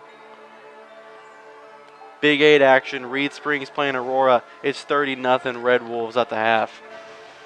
Marshall playing Rogersville, Blue Jays 13, Rogersville 0. Mount Vernon playing Hollister, and Mountaineers lead 24-0 at the half. Cassville playing the Irish, and the Wildcats lead 14-0 in the second quarter. And then some 8-man football for you. Lockwood 43, College Heights 0. You know, I've been looking at some of those. Some of the scoring in 8-man is just awesome. It goes to 70-some points, and the other team that lost will have 60. So tell me this, though, speaking of 70 points, how can a team like Willard in week 1 give up 70-plus to Neosho, and they're battling Nixa tonight, 14-12 or whatever it was? How can that happen? Any given Friday. Boy, but that is a huge turnaround. Absolutely huge turnaround. The great Christian Leitner, Duke basketball player, he said any given team can be beaten on any given day. Well, I guess it can happen. We'll see what happens in the second half. But we concur that Nix is probably the best team in Southwest Missouri. That is correct, and upsets happen. That's why we play the games. If we just went off who we thought we'd win, we want to play the games. Ozone does picks every week, and their whole crew. They have 6 people. They pick the teams that they think are going to win, and they keep track. They all picked McDonald County at night. We used to use that as fuel when we played. We look, if they didn't pick us, that ticked us off. Yep. You felt, like you were being disrespected. Usually it was released on Thursday night right as we were getting done with team dinner, so we'd look, all right, and then we kind of all go hang out and talk about it. And then, you kind of talk about the next day, and you want to go prove them wrong if they picked against you. You want to go win. They all picked Lamar except for one person my junior year, and we went and got Lamar, proved that one person right. Yeah, that's the deal. You as an athlete, you want to compete, and you don't want to be disrespected, and you want to give it a good shot. But it is about attitude. Mm-hmm. And right now, at this very minute, Monett is playing with a different attitude than they did in weeks 1, 2, and 3. They played very aggressive tonight, and their offensive line, they've got a couple penalties because they've been blocking late, but I'd rather them block late than not at all. They've been very physical. They've been playing through the whistle. And that's don't play through it. That's what Lamar always said, was play through the whistle, and that's the difference. You're going to get, a couple flags here and there. But I like the aggressiveness we're seeing from Monett. You need to have controlled aggressiveness. You don't want to get too many penalties doing that. But offensively, you're playing aggressive with the blocking. They're running the ball hard. And defensively, they're hitting. They're gang tackling. They're wrapping up. They're not just hitting with their shoulders. And it's been very successful for them so far. Well, and I tell you one, another group that's been playing tremendous tonight is defensive back. Absolutely. They've done a great job getting in front of receivers, batting balls down. They've had nice coverage. One thing we saw against Marshfield, the Blue Jays threw the ball a lot. They were able to get behind the Cubs' defensive secondary, and they were able to catch the ball and make plays. Tonight, they haven't really allowed McDonald County to get behind them. They've stayed even with them, and then gotten in front of them to take the ball down, and they've not allowed that big play to really happen yet. And if anybody watched last night's game on Prime, I'm sorry, but if you did watch, the final play of the game resembled the final play of the first half here on the defensive side, with a pass over the middle late that was knocked down in the end zone. Well, if Russell Wilson decides to throw the ball, 5 seconds earlier when someone was open, that doesn't happen. I know it, but, ifs and buts were candy and nuts, we'd all have a Merry Christmas. We are at halftime here at Burrow Fowler. The Cubs lead it by 12. When we come back, Ryan and I will take a look at what this game means as far as district implications. So we'll look up some district numbers, and we'll talk a little bit about that as we go along here in the RE/MAX halftime show. Back after this timeout.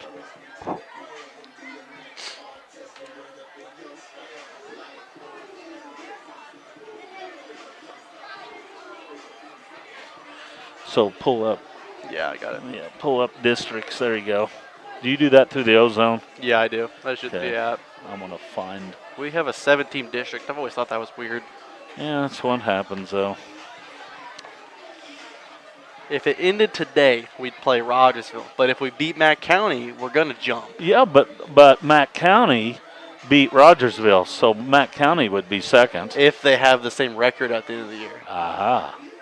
But Rogersville's losing tonight. So, yeah. But Hillcrest is ahead of us by a 2-point difference. They're 0-6. So if we win, we should jump them with a possibility of jumping Bolivar. Marshfield's winning, so we're not going to jump them. They have a 3-3 record, too, so it'd be kind of hard to catch up. Well, let's take a look at that. I want to see if I can find it on here.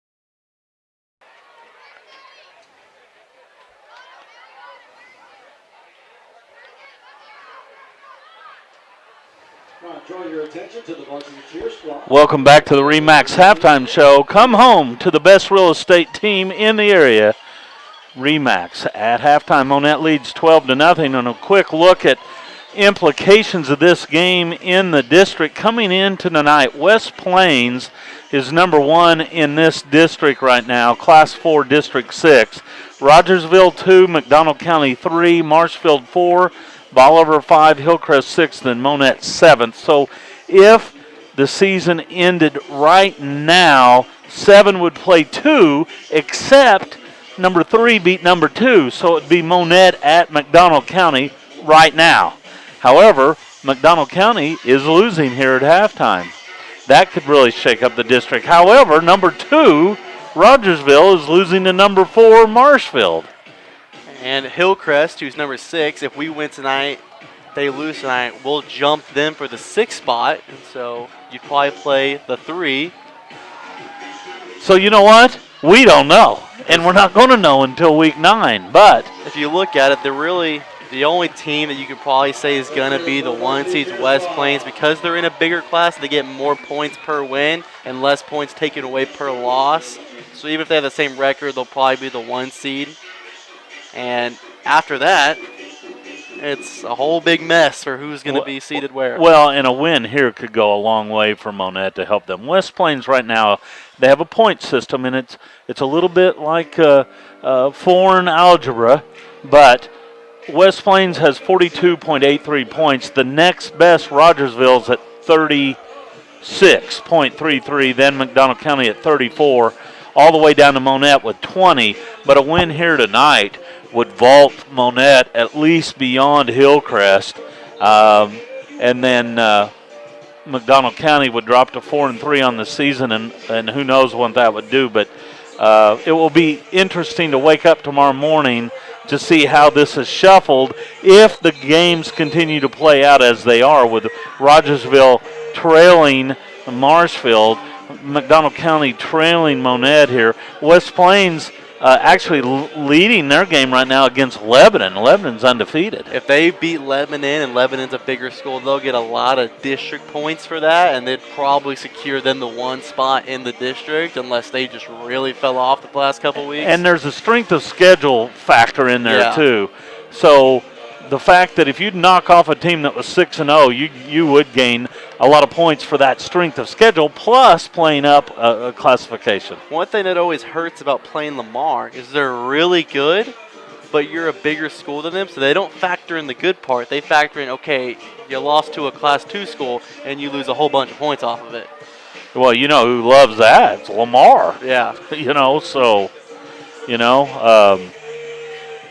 But here through the first 2 quarters, Cubs have played well. They're up 12-0, and they will receive the ball here in the second half. And thank you for listening to the RE/MAX halftime show. The team at RE/MAX Properties in Monett has the talent, intelligence, and teamwork to provide you with the utmost care and respect in these exciting times. As we prepare for the third quarter, a reminder that the third quarter will be brought to you by Quick Draw Gun, offering you the area's largest selections of firearms, ammunition, and accessories. That's Quick Draw Gun right here in Monett, Missouri. Well, we could see a big return here by Hildebrand. He's going to get an opportunity, his first one in the game, for a kickoff return. I tell you what, these next few minutes are critical. The Cubs, when they left the field, had all the momentum. If they can maintain that momentum, if they can do something with this drive, even if it doesn't necessarily lead to points. You mentioned in the first half that most of the game was played on McDonald County's side of the field. You're winning the field position battle right now. It's important they do it again. Oh, they score here, it would be huge to get the first punch in. McDonald County will kick it away here in the third quarter. You're going to get Matt County's best coming out in this half. The kickoff is a low line drive kick that hits it to 25, scooped up there, and Hildebrand basically takes a knee, and that's probably a good choice on his part. And the Cubs will have it 1st and 10 near the 26. It was an unusual kick. It was a line drive, and you thought it would have rolled forward, but it kind of checked up. It took a weird bounce, and you play with a weird shaped ball, and that ball will do some weird things. And that time it did. You would not have thought that's the way it would have reacted, but Hildebrand kept his cool, fielded it, basically took a knee to avoid a potential turnover. So the Cubs will have it. 1st and 10 at their 26. Come out with a wide receiver wide to the left. Motion and Young, and now everyone moves except the center here, so it's going to be a procedure penalty against the Monett Cubs. And when you have a freshman center, things like that sometimes happen. You know, they're young, they're still learning, and sometimes they have a little bit more of those mental errors than an upperclassman who's been through it. So that'll cost the Cubs 5 yards. 1st and 15 from the 21. Ball is on the right hash mark. Hildebrand sets up as a receiver, now shifts to the far side. Quarterback keeper up the middle, I believe. No, it's Young that gets it late, and down the left sideline he goes, and he'll be close to a 1st down. Taken out of bounds by number 45, Chayton Bonta. And I believe Young is still down on the sideline. He is. A good run from Young. I could not see the ball come out of there. It looked like Madrid was going to keep it, but he must have pitched it really late there. Young was able to scamper down the sideline, and he was kind of slung into the bench over there. I still haven't seen where they spotted. Now they spotted at the 33. So that was a gain of 12 on the play. Young is up and walking across the field under his own power.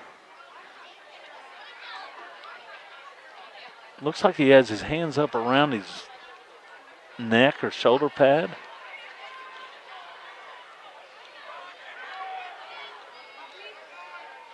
It's good to see him walking under his own power, though. That's always a good sign. Yep, he's coming to the sideline after a nice gain. I don't know if he hit his head on the far sideline or what, but they're going to take a close look at him here on the near sideline. After a gain of 12, it's 2nd down and 3 from the Cubs' 33-yard line. Madrid looks over the defense and resets his wide receiver to the near side. Handoff up the middle it goes. I believe that was Harvey. Harvey plows forward for a gain of a couple, and it's going to be 3rd down and 1. 75, Angel Mendoza there for the stop.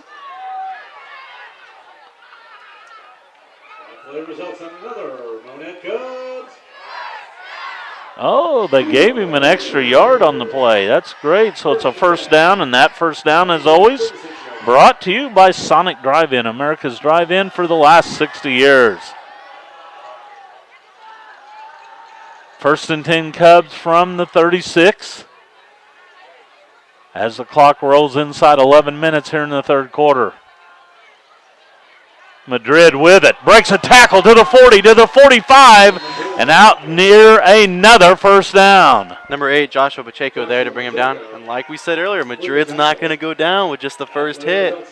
He's not your average quarterback that goes down easy. He's going to try and run through you, and there he showed an example of that for making that first guy miss. That Cubs 1st down brought to you by Sonic Drive-In, your first stop after tonight's game. America's Drive-In for more than 60 years. 1st and 10 after a rugged run there by Madrid. It's always my first stop. It was my last stop before the game. On 1st down, here come the Cubs. Madrid keeps it himself. Stood up at the 49. He'll pick up a couple to bring up 2nd down and 8. In 71, Toby Moore there to swallow him up. Moore is 6'4" and 285 for the Mustangs, just a junior. The Cubs have picked up 2 first downs, which equals their first half output. So they're moving towards midfield. And you can do that with few first downs when you win the field position battle like the Cubs did in the first half. Correct, after some really big turnovers. 2nd down and 8. Madrid running the option, still with it. Stood up, now he's going to go down. When he goes side to side, he's in trouble, and he'll lose at least a yard here, bringing up 3rd and long. It's brought down by 3 Mustangs on the play, led by number 8, Joshua Pacheco. 3rd down and 9 now for the Cubs. The Mustangs have a talented front with some very big guys up there. Ball at the Cub 48-yard line. Hildebrand's split wide to the near sideline. Davin Madrid takes the snap. Gives on a dive up the middle. It goes to Hoyt. And Hoyt goes nowhere. No gain on the play to bring up 4th down. Number 46, Weston Gordon there for the tackle. And that'll bring up 4th down for the Cubs, and it'll probably be a punting situation, you'd imagine. I would assume on 4th and 9. Looks like Young's going to check back into the game. That's a good sign to see from Monett. Well, he's not going to go in, but he's up and moving on the sideline with his helmet on and strapped. Sometimes you just get your bell rung. You don't necessarily get a concussion, but sometimes you get your bell rung a little bit. 4th down, punting situation. Hoyt kicks it away. A high tumbling kick that's going to hit and take a Cub bounce down to the 10 where it's fielded right there. So a good effort by Hoyt. 42-yard kick. Cross dot there to down it for the Mustangs. Could have been a dangerous situation with the ball, how it was bouncing. You don't want to let it go deep, but it was also taking weird bounces, and if he would have missed the ball there after he touched it, it's live, and the Cubs get it. They have it inside the 5. Now, see, there's a situation where I didn't think there'd be that much of a roll. It was a high kick. It came straight down. And he got the roll. Got a 15-yard roll. And the Cubs have flipped the field, and they chewed up about 3.5 minutes of the 3rd quarter by doing so. Young in on defense. Dowd out of the shotgun will throw out on the flat. Pass is caught out there for a short gain. A good tackle there by number 22, Connor Pointer in space. That was to McLean out there, his first catch.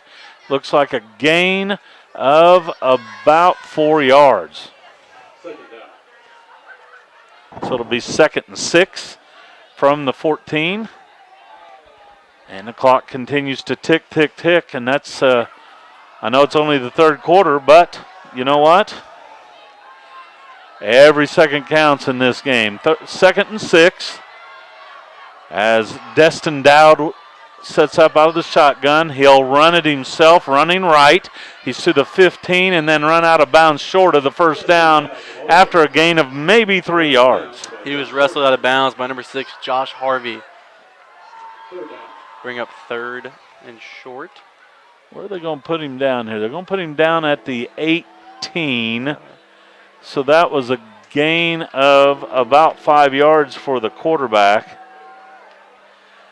3rd down and 2 from the 18. So a big opportunity here for the Cubs. Dowd with an empty backfield, works out of the shotgun. He takes the snap. He's going to run it, now throw it late, and it is incomplete. And this will be an interesting call here for the Mustangs. It looks like they're going to kick it away. It was off the hands of his initial target and then almost intercepted by Connor Pointer, number 22 for the Cubs. Be mindful of who's on the field here for Monett. Know who's out there. Make sure the ball is punted if you're the Cubs. Yes, because you're going to end up with decent field position no matter what. The punt is away. It's a low line drive kick that's fielded at McDonald County's 45, and the return down to about the 36. 27-yard punt, and Hoyt with a great job of getting it before it hit the ground. He returns it nearly 9 yards to the 36, so great field position for the Cubs. 22, Isaac Wagner, and 44, Malosi Sosef there for the stop. 1st and 10 Cubs from the Mustang 36. Here's a pitch coming near side. Pointer makes one man miss and then dives forward down near the 32. That'll be a gain of nearly 4 yards. 46 Weston Gordon there to wrap up his legs and get him down to the ground. That was a good effort by Pointer that time. He put that right foot into the ground and then really hit the hole as quick as he could. He picks up, like I said, right at 4 yards. Here's a dive play up the middle. It goes. I believe that was Harvey. Was it Hoyt? I think Hoyt checked It was the game Hoyt. for him. Hoyt comes in and gets inside the 30 down to about the 28 for a gain of 4. We have an injured player on the field. Official timeout. I believe that's Victor Reed, the backup center for the Cubs. So Yeah, he's coming to the sideline. you're going to need your third string center now. Yeah, and he's coming in. Next man up mentality. Wearing number 75? Is it 75? Yes, 75. And, of course, in our program, there is no 75. In our program, he's listed as 76. Very good. So he's right below it. Porter Reed coming in. 3rd down and 2. So the exchange important here. Here's a dive play up the middle. It goes. This will be close to the 1st down. Still pushing forward here. See where they spot the ball. That was Hoyt. Or was it Harvey? That was Harvey. They do a good job rotating them because they get hit every play, even when they don't get the ball. Because if you sell a good fake as the fullback, you should get hit. That's how you know you did a good job. That's right. A gain of 1. It's 4th and 1. We may just see Madrid with a sneak here. And we will. Madrid right up the middle he goes, and he should have the 1st down. He did a good job keeping his feet moving there to get forward. The Mustangs had him stopped. He kept those feet turning and was able to get forward for the 1st down. Big play. Needed 1, gained 2. That 1st down brought to you by Monett Sonic Drive-In, home of the Cubs half-price happy hour every day from 2 to 4.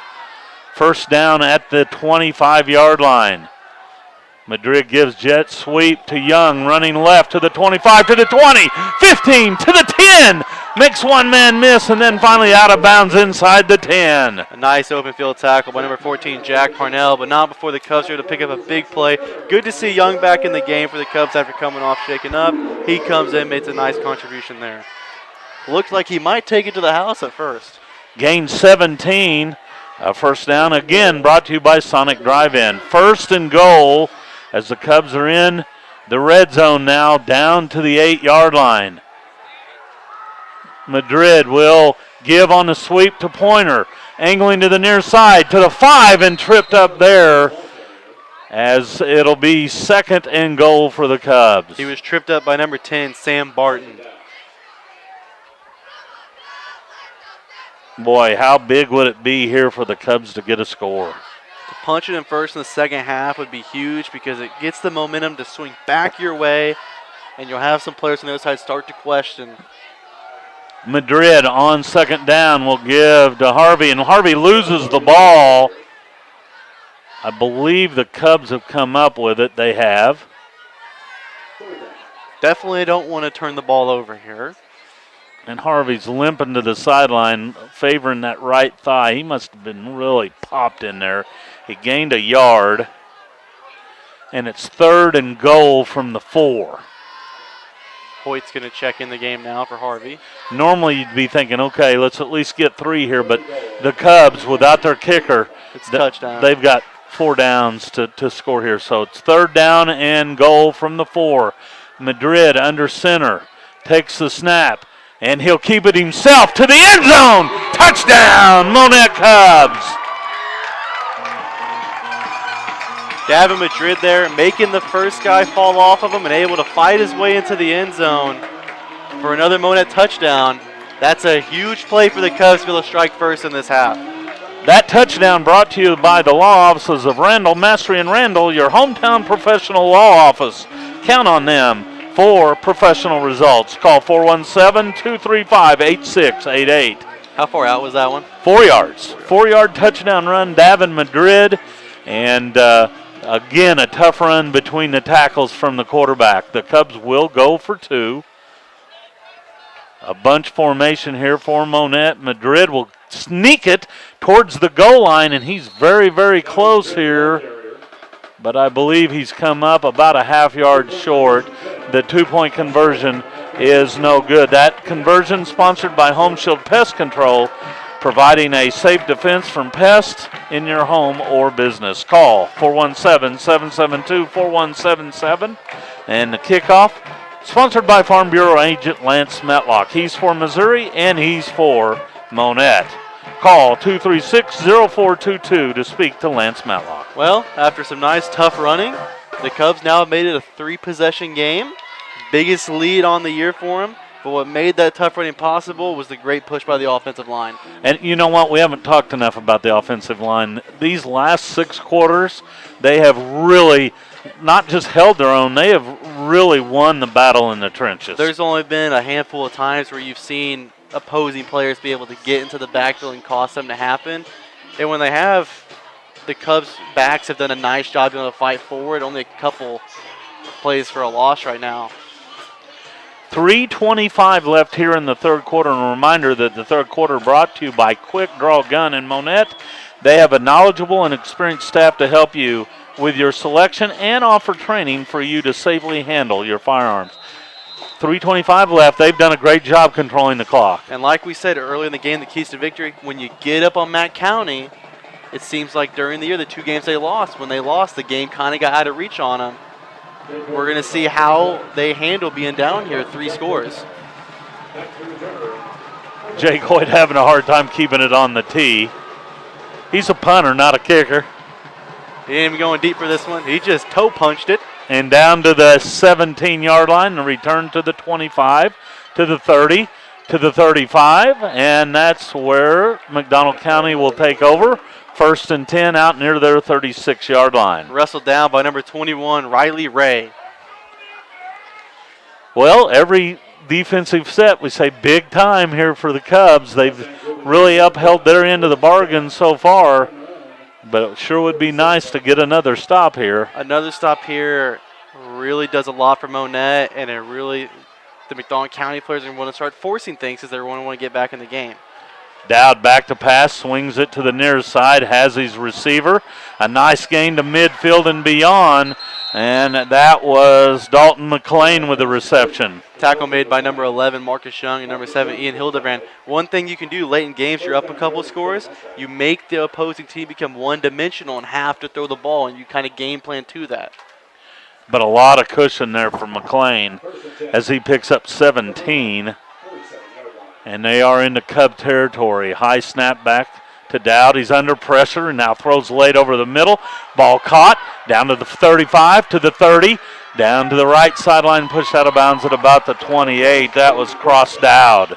Nice form tackle there by number 7, Ian Hildebrand, in open space. 2:59 remaining in the third quarter here. Gain of 19. Mustangs have done a nice job moving the ball this drive here. Yeah, 2 quick passes, and they are inside the 30-yard line to the 28.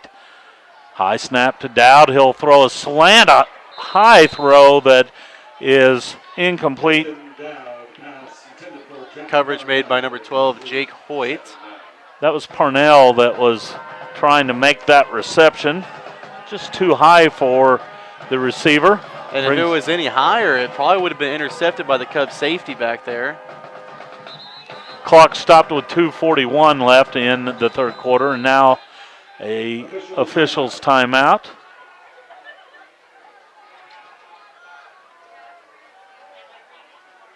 Mustangs were able to eat up a huge chunk of the field in 2 plays there.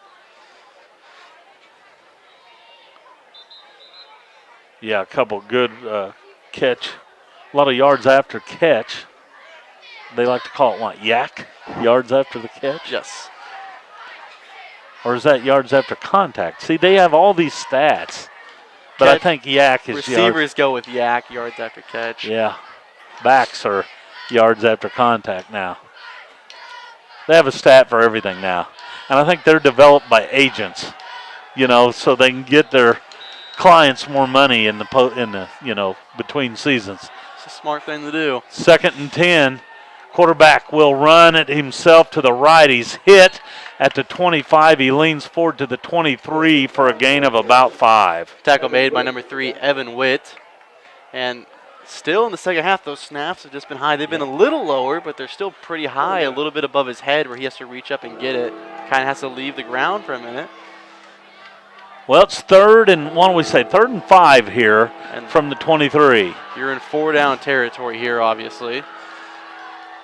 Empty backfield for the quarterback Dowd. He takes a high snap again, screen pass set up, and he overshoots his intended receiver. And it actually hit the back of an offensive lineman. And then it was almost caught by the tight end there, but it fell incomplete. Ball hung up there for a little bit. Is it okay for a pass to be touched by an offensive lineman Yes. first? It is. So you can throw it and this happened to, I believe it was Carter. He threw one and it went off a helmet and he caught it, and you're eligible to run at that point. Now, I don't think that's the same in the pro game, though, but I'm not sure. Well, in the program, depending on who it is, you can throw it to an offensive lineman, depending on where they're at. But they have to report as eligible Yeah. position. That was one of the lead blockers. One of the blockers hit him right between the 7 and the 0. I think that's an illegal touch. And I think that's what they're going to call. Could be. Because he's not an eligible receiver. I don't think they ever threw a flag per se, but I believe there is an infraction here that they're talking it over with the Cubs coaching staff. Do you take the penalty or you take 4th down here? Well, how long is the penalty? They're going to decline it. Must be a 5-yard penalty, and it would have been 3rd and 10. Now you're banking on one stop here, one play. So it's going to be 4th down and 5 for McDonald County from the Cub 23. Defense urging the crowd to make some noise here on 4th down. Destin Dowd takes the snap. He rolls to the left, still with it. He'll throw late. Has his receiver. It's caught for a 1st down inside the 15. 45, Diego Baden there to bring him down. Just a little bit too much cushion there for the receiver, and he's able to make the catch and get a 1st down. That was caught by Parnell from the 23 to the 12, so a gain of 11. 1st and 10 at the Monett 12-yard line. 1st and 10 from the Cub 12-yard line. Empty backfield. Jet sweep goes to Parnell, running right to the 10 and knocked down at about the 6. He's brought down by number 12, Jake Hoyt. Now the Mustangs are knocking on the door. What can the Cubs defense come up with here? Gain of 6, so it's 2nd down and 4. And again, the Mustangs can get a 1st down without scoring a touchdown. The clock rolls with 1:25 left here in the 3rd quarter. Dowd out of the shotgun. Takes the snap. He'll run it himself, and he is into the end zone for the touchdown. That was kind of a weird-looking play as part of the line didn't move initially, but there are no flags. No, there is a flag. There is a flag, so don't write it up just yet. It looks like Harvey down. It does look like Harvey's down. So there is a penalty, so take the points off the board. Well, too bad I wrote in pen. Well, that's all we got. You got plenty of space. Scratch it out.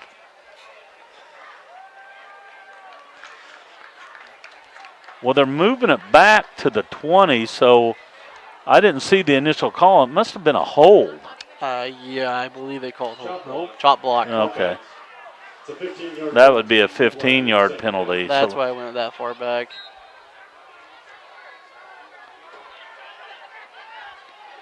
So a big call there goes against the Mustangs. Instead of having a touchdown and drawing to within 12. They're still down 18-0 and have it 2nd and 18 from the 20-yard line. 3 receivers to the left, 1 to the right. Dowd takes the snap. He'll roll to the left. Still with it, with time. He'll throw towards the end zone. And it is intercepted. Intercepted by Marcus Young. Marcus Young did a nice job there sitting in coverage. His quarterback made the throw to the receiver. He thought it was open. Young stepped in front, made a nice play to intercept the ball. Huge play for the Cubs defense there. Would it look like it's going to be touchdown Mustangs, interception Cubs, and now it's going the other way. You know what? I know it's not a scoring play, but It's mark just it as down. big. It's a 1:03 mark of the third quarter. Young thwarts a drive, and the Cubs take over. 1st and 10 at the 20.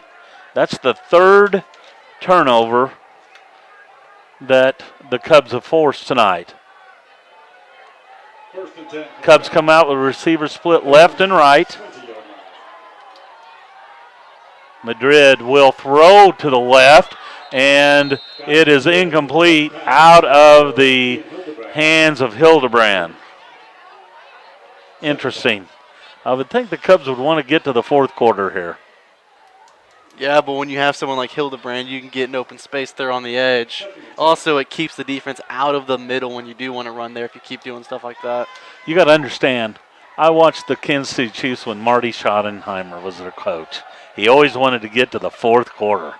He always handed the ball to Christian Okoye and milked the last minute off the 3rd quarter. Here's Madrid with it himself, and he stood up at the line of scrimmage. Little or no gain. 71, Toby Moore there for the stop. Have you heard of any of those names when I bring up Christian Okoye? Absolutely not. God. You need to look him up. He came from a little bitty school out in California, and he was a track athlete, a decathlon, I believe, a decathlete. And he was a power back, huge back. 3rd down and 9. Jet sweep coming near side. Is that Pointer? Yes. Pointer with it. Out to about the 25 for a gain of 3. And if the Cubs want to, they can take it to the 4th quarter now. And they should. Ball's going to be set up at about the 24.5-yard line. It'll be 4th down. And this 3rd quarter will come to an end, brought to you by Quick Draw Gun in Monett. 12 minutes to play. The Cubs lead at 18-0. We'll be back with 4th quarter action after this timeout.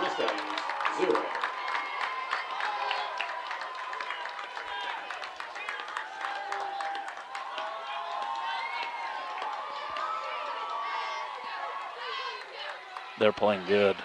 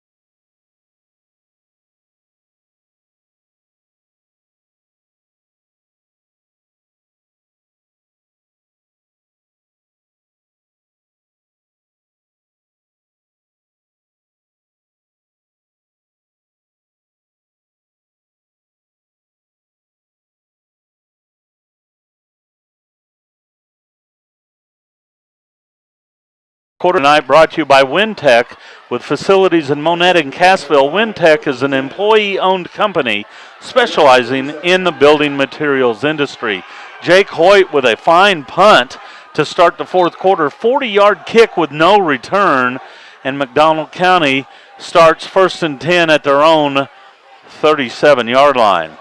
Well, it looked like they were about to have a touchdown on their last drive, and that was ended by a penalty and then an interception by Marcus Young. Out of the shotgun, Dowd back to pass.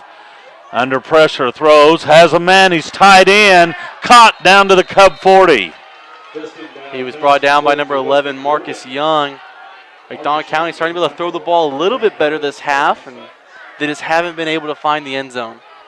Gain of 23 and a first down. McDonald County now with 10 first downs.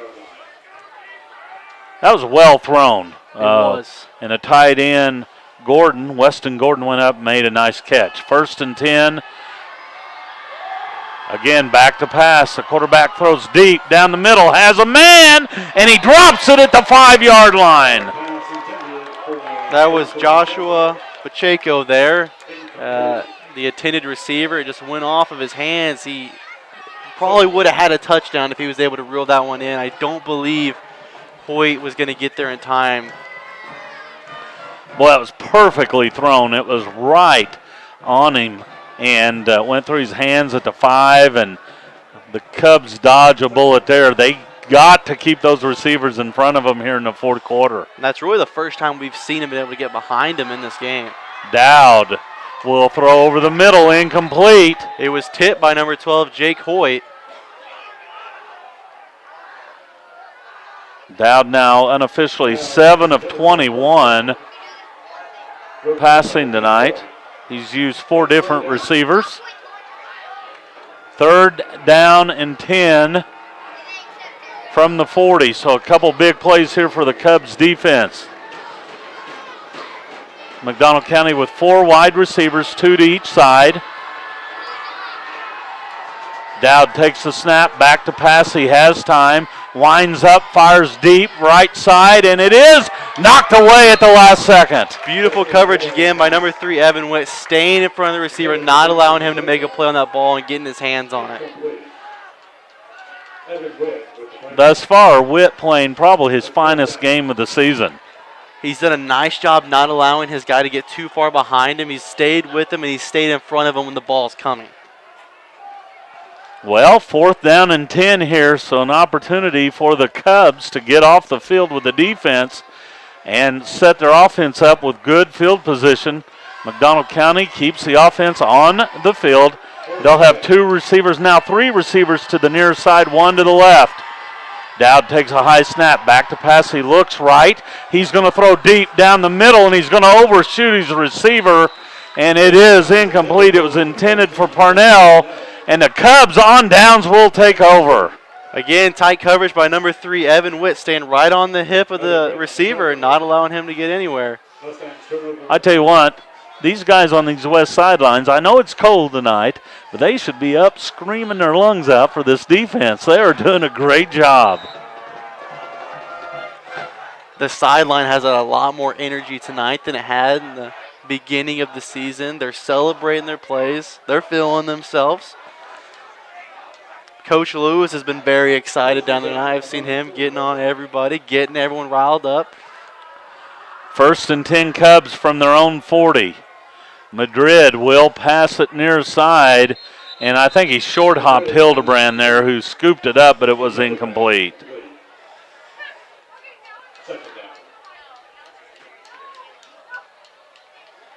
I know there's an opportunity for Hildebrand to get on the edge, but I also know there's 10:58 left in this game. Yes. And the clock is the friend of the Monett Cubs right now. Well, if you want to open that middle, you got to make them commit to the outside as well, because then they'll over-commit to the middle, the defense will, and they'll be able to shut that down. Well, there is an argument for that. Got to keep them honest with their defense. 2nd down and 10 from the 40. Here is a handoff. I believe that's Hoyt. Hoyt will backpedal his way to about the 45-yard line. A tough run by the tailback, as it'll pick up 5 yards on 2nd down. Jack Parnell with the tackle there. Hoyt making it 3rd and manageable now for the Cubs offense. Yeah, the tip of the football resting at the Cub 45. The Cubs need to get to the 50. 10:30 now remaining in the game. And I'm going to tell you something, too. When you're up here and you're watching that clock, there's sometimes it looks like it's running in quicksand. Just will not move. As we'll look at this clock probably 50 times in the next 10 minutes. 3rd down and 5 for the Cubs. Madrid pitches it back to his tailback, and that is Hoyt. And Hoyt will come up short of the first down as he needed 5, and he'll pick up about 4. I believe they're going to mark him about a yard and maybe a half short. A gain of 2, or is it a gain of 3? They gave him a nice spot there. Well, they're going to give him a gain of about 4. And the offense is going to stay on the field. I like the call. 4th down and 1. Madrid will work on a long count here as he resets his receivers.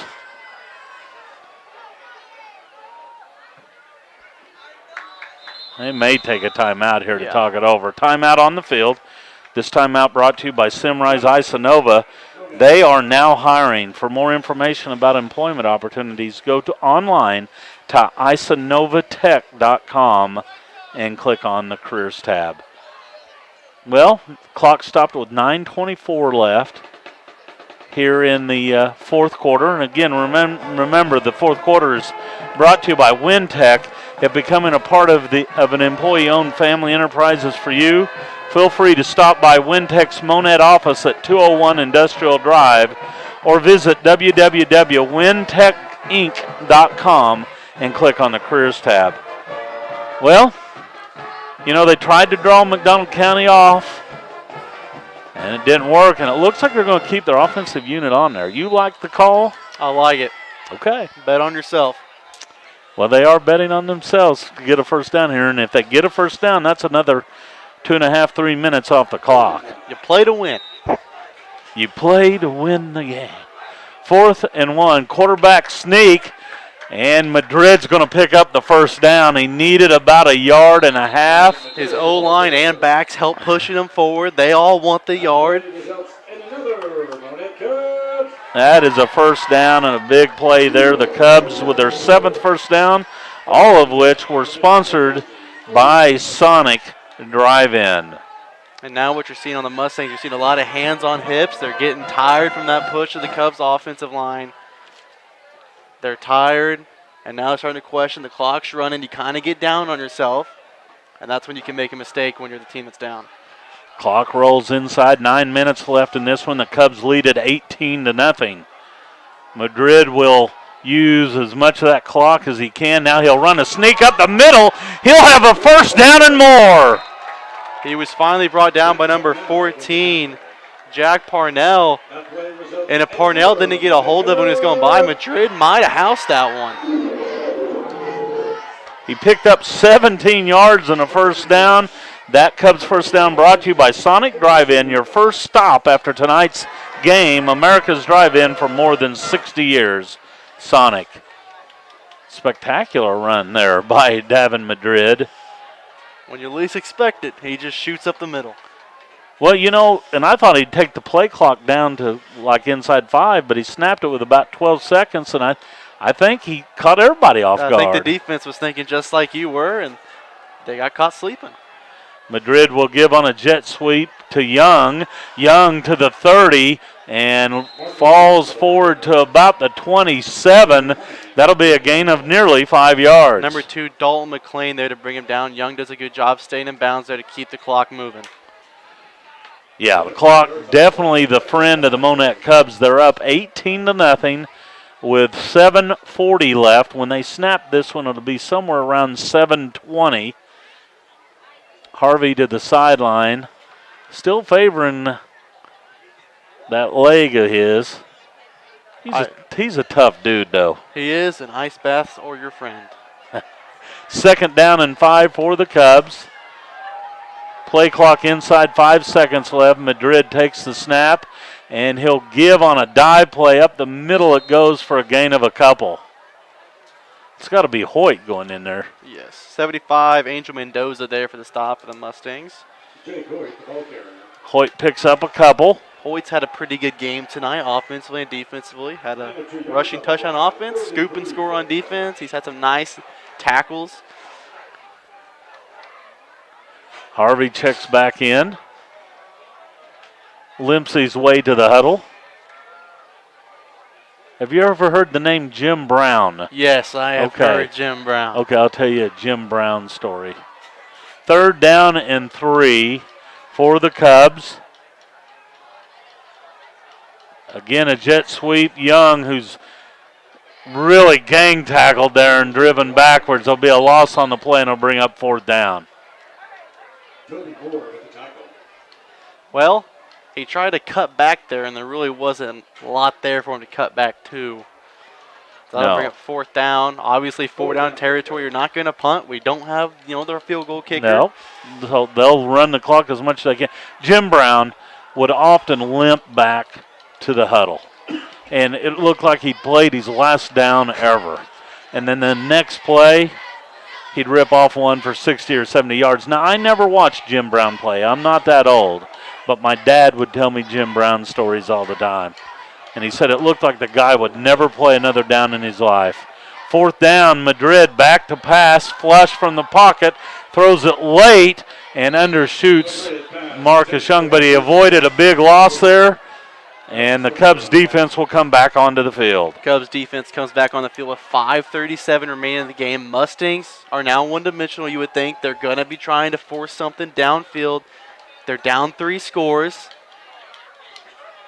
Yeah, what you do now is you keep people in front of you and inside the sidelines. Mustangs do have all 3 timeouts, but I would imagine they'd like to save those for a last drive if somehow they get 2 touchdowns on the board here quick.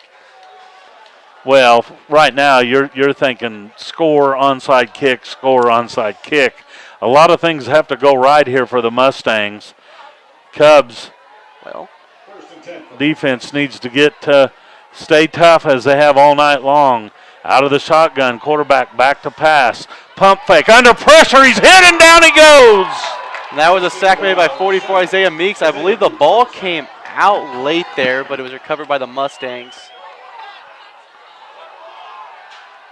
The original line of scrimmage was the 28, and that will be a loss back to the 19. So a loss of 9 and the first sack of the night for the Monett Cubs. Well, if they do score and need onside kicks, they got to take a page out of Reed Spring's book and get 3 in a row. If that is indeed true, but that's what I heard from a rather reliable source. 2nd down and 19. Dowd remains in the shotgun. He gets the snap, back to pass, and hits his tight end across the middle, and he turns it into a nice gain across the 30-yard line. Number 11, Marcus Young there to hit him out of bounds with 4:49 now remaining in the game. The line of scrimmage was the 19 out to the 34, so a gain of 15. And it'll be 3rd down and about 5. 3rd and 4 for the Mustangs. Dowd back to pass. He'll hit over the middle. Has his man for the 1st down. Out across the 45-yard line. 22, Connor pointed there to bring him down. Dowd did a nice job looking off his receiver there, making Meeks commit to the back that had run a little swing route. And then as Meeks ran by, he hit his receiver. Yeah, he hit Cross Dowd for a gain of 12. 1st and 10 from the 46-yard line. Clock rolling at 4.5 minutes. Here's the throw. Same type of play. It's Dowd again into Cub territory. 45, Diego Baden there for the tackle. Looks like a gain of about 6 on the play. Dowd now with 4 catches for 46 yards. Wide receivers, 3 to the left, 2 to the near sideline. Dowd out of the shotgun. Pump fakes, now throws deep into coverage, and it's intercepted by the Monett Cubs. Hildebrand goes up high, points the football perfectly, comes down with an amazing interception. That could put this one to rest. Yeah, I think this one's going to go into the W column for the Cubs. Up 18-0, and now with the ball. And this could clinch the shutout for the Monett defense. You got to know defense coordinator Coach Ernst going to be very pleased with his defense's performance tonight. Heck, he might be up here before the game's over. Yeah, he might already be up here before he may be knocking on the door. He's going to be ready to talk. Tell me how amazing I am. That's what he's going to want to hear. Well, tonight, pretty darn amazing. And defensive backs coach Piepenbrink, defensive backs have done a phenomenal job tonight as well. Here's a jet sweep. That's Young. He cuts it up with running room. This one's going to come back, though, folks. Young able to get across the 40. It would be a pickup of about 20, but there's a flag on the back side of the play. I think that's going to be a holding penalty on the Cubs. Well, it would have been a very nice run. Yeah, it's going to cost them 10 yards. Only the second penalty of the half. Remember, I think it was the first play of the half. The center didn't snap the ball, if I remember right. Freshman center made a mental mistake. It happens. I don't know. Is he back in yet? I'm looking out there. I don't think I see him right there, yep. He is in 56. He's the shortest offensive lineman we got out there. Well, it's good that he's back in there. Like he probably got stepped on or something. A lot of things happen down there on the offensive line. Well, that penalty was behind the line of scrimmage, too, so it's a big, big penalty. Takes the ball back to the Cub, 7, maybe 8-yard line. 1st and 24. Right now, it's a matter of running the clock and hanging on to the ball. The clock's rolling with 3:30 left. McDonald County might exhaust their timeouts here now. Madrid under center. He's just going to run a sneak himself up the middle with a good push. Gets across the 10-yard line. I don't believe McDonald County is going to use their timeouts yet. It doesn't look like their coach is going to do it. Now, at 3rd down, I would bet he'd probably use one to stop the clock, get the ball back with more time, and, try and hope for a miracle for the Mustangs. And for the Cubs, you just hope your defense keeps doing what it's doing so far. 4 turnovers, I believe? Or they have 5 now. 4. 4. 2 fumbles, 2 interceptions. 2nd down and 22 here. The clock rolls with 2:45 left here in the 4th quarter. Play clock inside 5 seconds. Madrid takes the snap, and he gives on a dive play. And that was Hoyt able to sidestep one tackle and get out to the 14 for a gain of 4. 71, Toby Moore there for the stop for the Mustangs. They'll bring up 3rd down and long. But look at that clock roll. Closing in on 2 minutes now. 2:10 remaining in the game as the clock rolls. 20 seconds still on the play clock. Cubs can definitely run it under 2 minutes. I tell you what, this score is going to send some shockwaves across the Big 8 and the district. It gives them some momentum going into a very hard test next week. You're going to play Nevada, I believe. Yep. And then you'll have Cassville in week 9, and that'll be a huge game to end the regular season. Well, keep in mind that this team, McDonald County, beat Nevada 27-26, I believe, week 4. This is the same team. Same team. So, you know what? I think this gives the Cubs, some hope. Confidence. And you look across the field, you don't really see any Mustang players not suited up. So it's not like they're missing key guys over there on their side. You beat a team that was able to beat the next 2 teams you're about to play. Well, you beat a team that a week ago was state ranked. Okay, because after they lost to Lamar, they fell out of the top 10. I think they're still receiving votes. So, you know what? You're playing a good team, and you're putting it to them. You're putting it to them. You're shutting them out. That's a message for your defense right there. And you go to homecoming night tonight and celebrate at the dance. So it'll be a good night for the guys down there. Like I said, hot time in the old town tonight. Homecoming is a lot more fun when you win. Yeah, not really enjoyable. Now, I'm going to tell you this. When I was a junior in high school, we did not have a very good basketball team. So my senior year, we played homecomings on the road all the time, and we won just about every one of them. It was so much fun to spoil homecoming. That was junior year for me. Here's a dive play up the middle. Brought down with a Mustangs defensive line. That was Hoyt again, who picks up maybe a yard. And it'll be 4th down in a punting situation here for the Cubs. That was our 2019 team that won the Big 8 West title. We got the conference title that year, and the year before we were only 4-5, so 4-6 overall in the year. We played like 3 or 4 homecomings that year. Yeah, that's what happens. And we won all of them. Yep. So much fun. I think we played 5, maybe homecomings and won them all when I was a senior. Hoyt in to kick it away. Snap back is a good one. Hoyt booms it out of there. Hits at near the 40 and will roll towards midfield. The line of scrimmage was the 15, and it is spotted at the 47, so it's a 32-yard punt with no return. There's 52 seconds now remaining in the game. Mustangs have all 3 timeouts, but with 52 seconds, I don't think you're going to get 3 touchdowns along with those 3 onside kicks, or 2. You definitely only need 2 onside kicks. Yeah. But getting 1 is lucky. 2 is going to be, and when you haven't scored all game, and now you only have 52 seconds to do so, and the Cubs know what you're going to do, it's going to make it very difficult. McDonald County has thrown the ball tonight 27 times. Here they'll hand on a sweep and a lot of running room, a first down and more down to about the 30-yard line for a gain of 17. Number 12, Jake Hoyt, to bring him down after a nice game for the Mustangs. And now the chains will move. The 12th first down for McDonald County after the run from Barton. Down to the 30. And here comes the same play again, and this time Barton tripped up in the backfield for a loss of 4. That's 26, Ryan Withnell there to bring him down in the backfield for a loss. As the clock rolls under 25 seconds remaining. We'll see if McDonald County hustles to the line of scrimmage or not here. They will.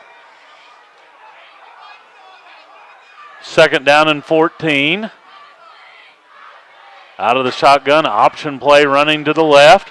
Dowd will keep it himself. He's hit, and down he goes in the backfield for a loss of 2. He was swallowed up by Harvey, and that will do it with zeros across the scoreboard. That's your final. Monett 18, McDonald County 0. Well, the Cubs are on a winning streak now. That's 2 in a row. And a shutout. They have not given up a point in 6 quarters now. They are rolling here as the calendar turns into October. Our final score from Burl Fowler, the Monett Cubs 18, the McDonald County Mustangs 0. The Cubs, with their second win in a row in impressive fashion, will slip away. We'll be back with the Cubs Cafe postgame show after this timeout. You are listening to the Monett Cubs on KKBL Radio, part of the Talon Sports Network.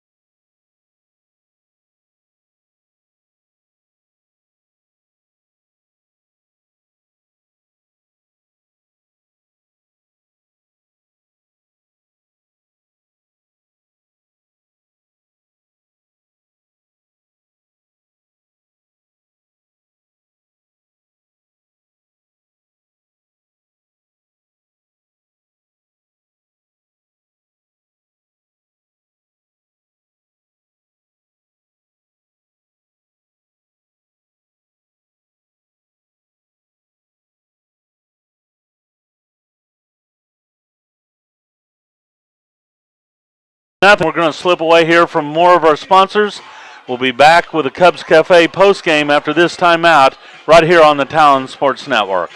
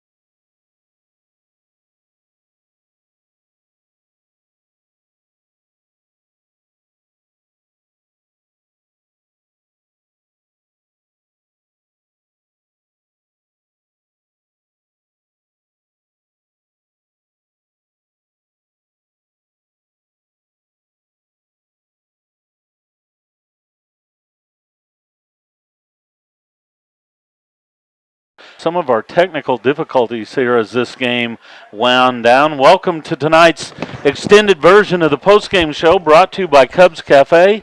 Cubs Cafe thanks you for staying tuned to the postgame show and wishes everyone a safe trip home.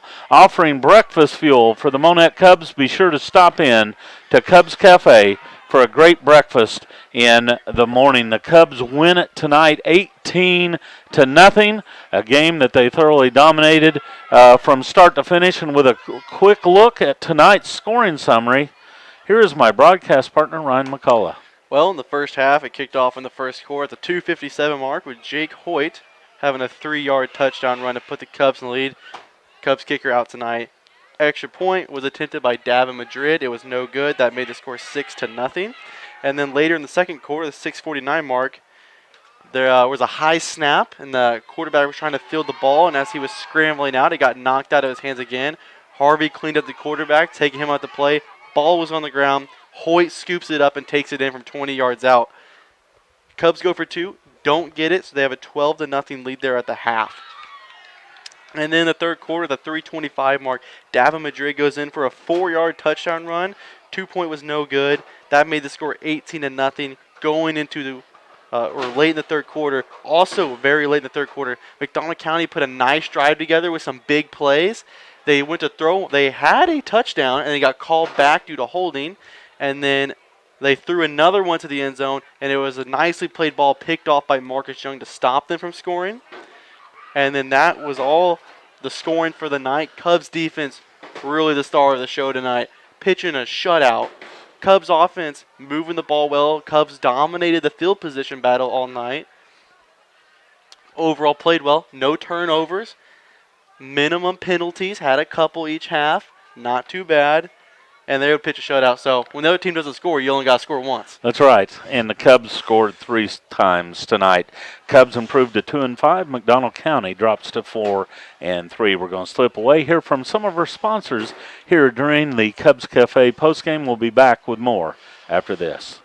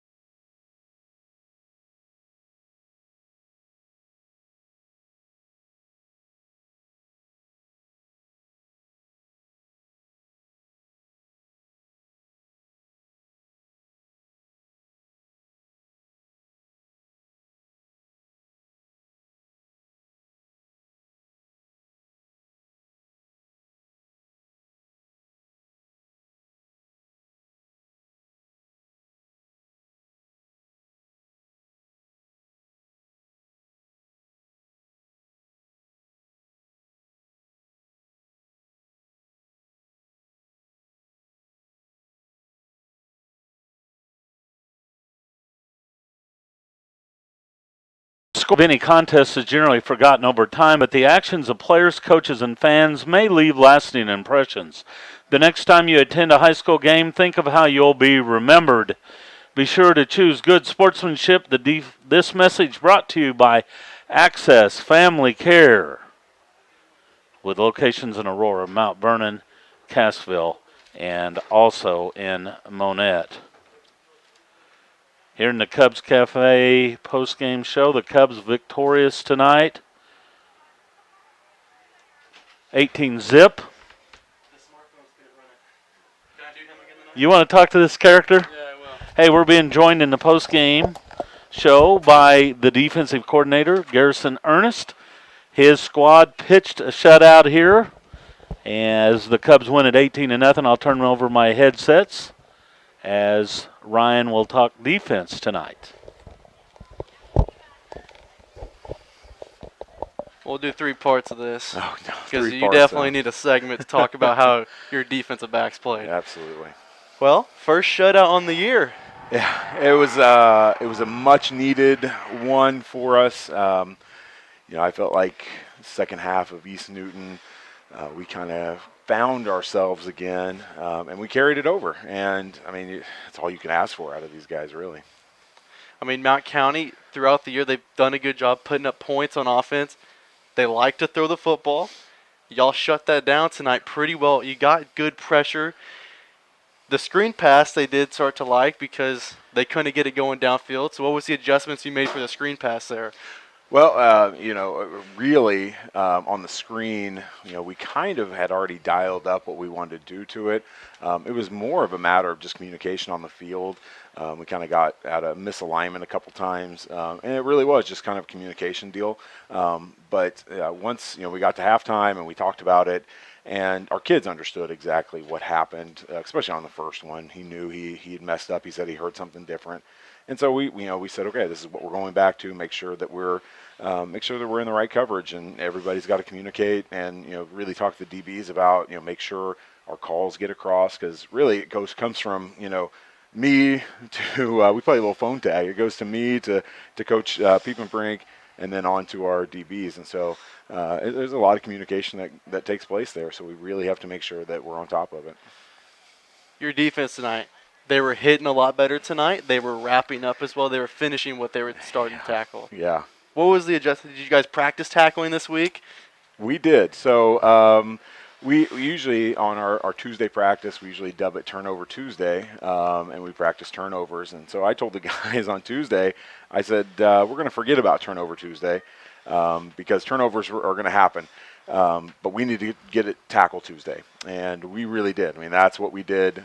Pretty much, for the first half of our defensive practice, just practicing tackling, practicing running through people. And we kind of told them it had to be perfect. And if it wasn't perfect, they had to go again. And we had several retries of I got to go again because I didn't tackle perfect. And so it's really transferred over tonight. I mean, that was one of the first things I had said to our defensive coaches. I said, well, I guess it's Tackle Tuesday every week now, because it seemed like it really helped. Well, when you first came to Monett many years ago now, my middle school days, one of the other assistant coaches on the staff was Coach Hoover of Matt County now. Now he's calling the plays for them as the head coach. You're the defense coordinator here. Do you kind of have some familiarity of what he likes to call after coaching with them for so long? What's funny is I kind of do, and just watching him, what he does, and following him. So we coached together in 2016 on the state team, and we had a great group of coaches that year, and him and I got along really well, and so I've kind of followed him as he's moved on to his career, and so I do pay attention to what he does and kind of see how he does stuff, because I feel like he's built a really good program over at MAC, and so I am kind of familiar with what he does, and it does kind of help coming to defense, just kind of knowing what the guy likes and what he doesn't like, and so I can kind of dial up some different stuff for him.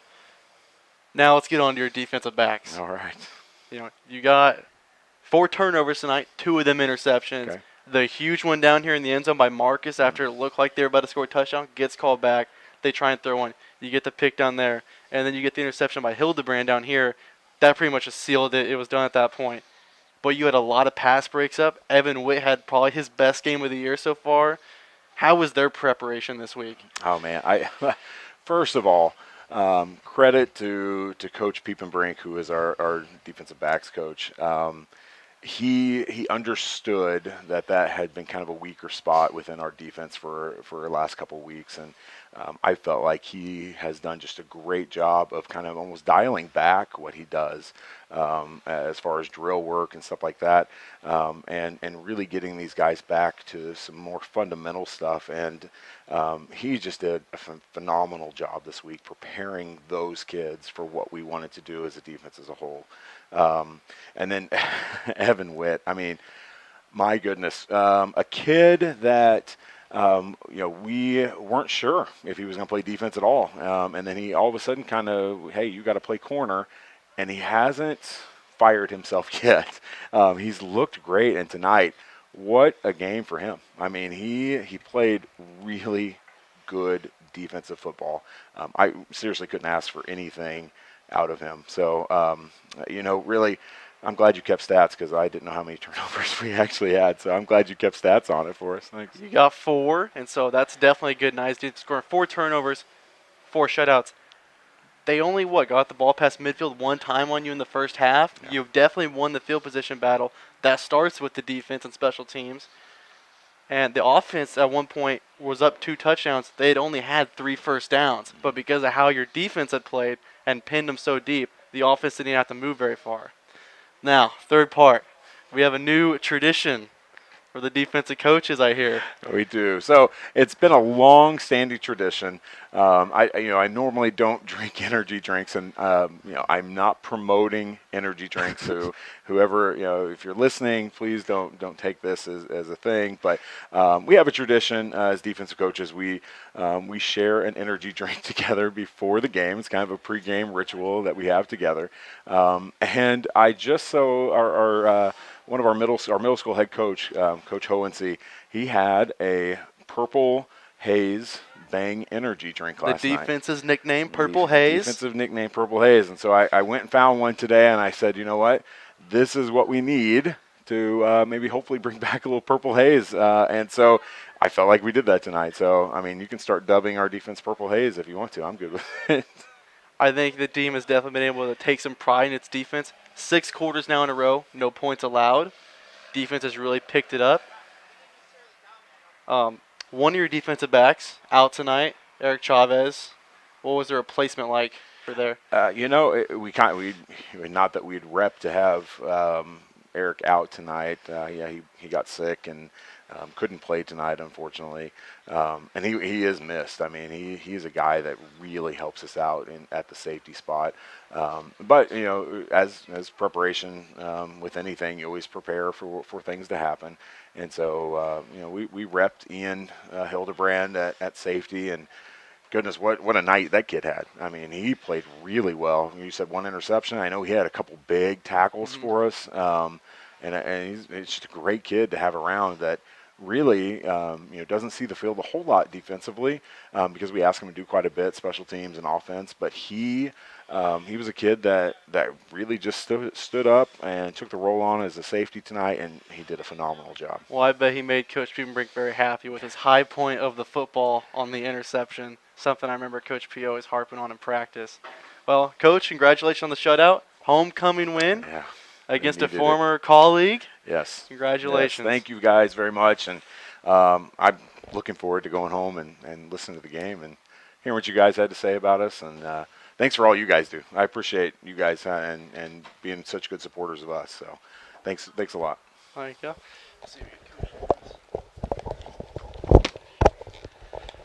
Thanks, Coach, for joining us in the post game. Your squad did do an excellent job on the defensive unit. But offense played some pretty good ball, too. You going to grab Coach for us, too, as we go? Looking at some post-game stats here as we go along in the Cubs Cafe post-game show.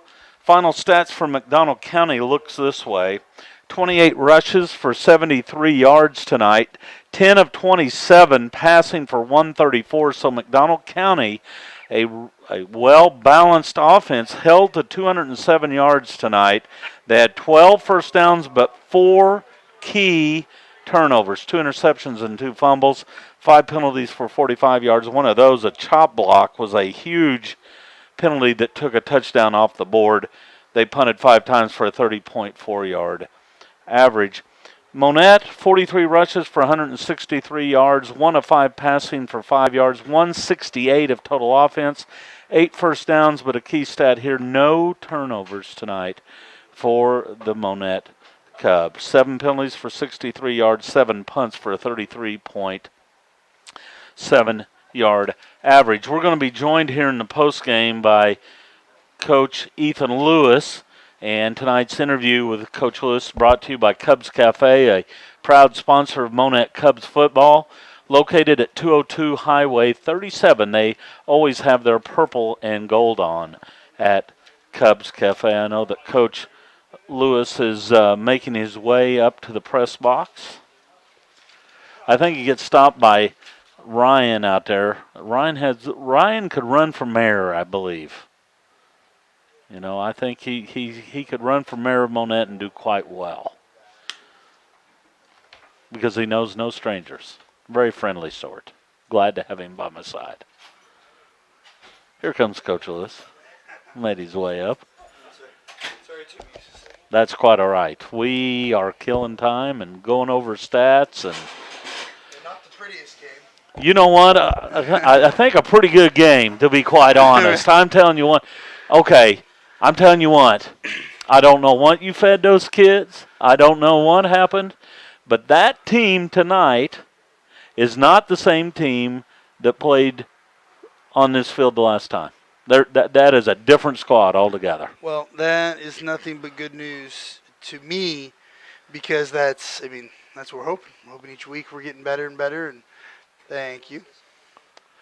Hoping each week we're getting better and better, and hoping, that you're continuing to see improvement from, week 1 to, now week 6, moving in, or week 7. Oh man, yeah. Ooh, week 7, and then moving on to week 8. Hopefully you continue to see, just more resiliency, more fight, better ball control, a little more yards would be preferred.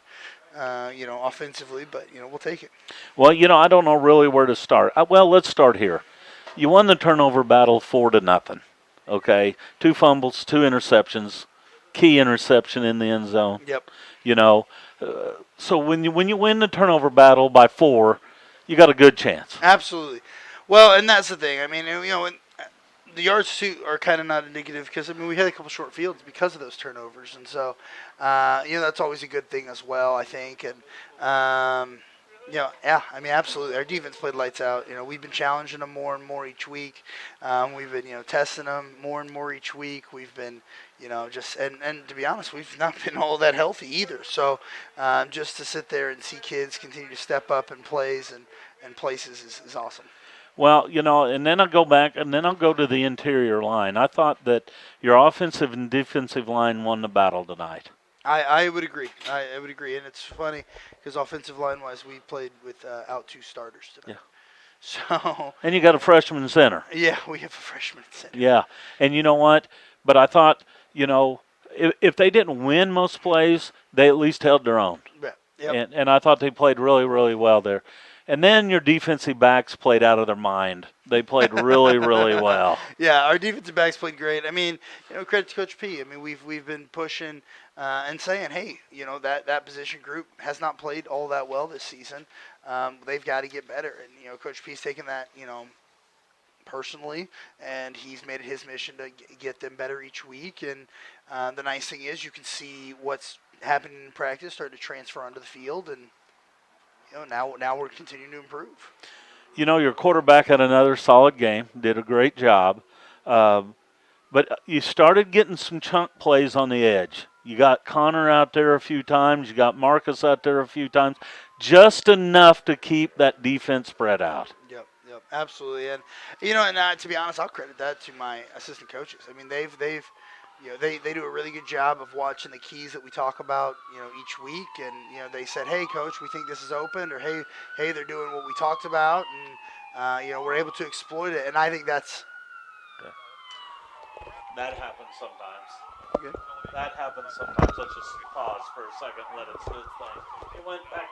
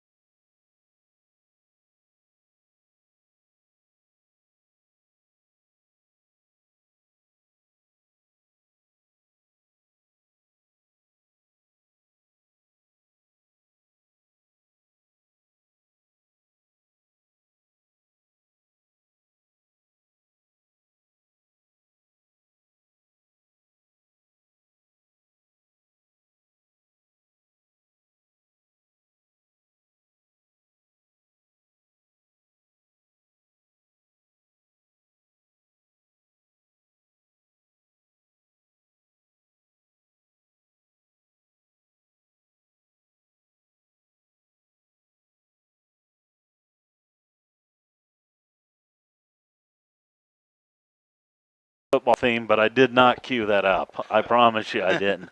So we will continue our interview with Coach here in the postgame. By the way, Monett wins at 18-0 tonight.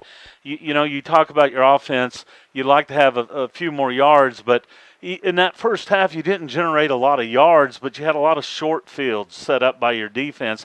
So you're not going to get a whole bunch of yardage at some point. You had a scoop and score that was obviously a huge play, but Absolutely. but in the second half you generated some offense and really kind of dominated the time of possession. I don't keep time of possession, some do, but I would say that you won the time of possession by a lot tonight.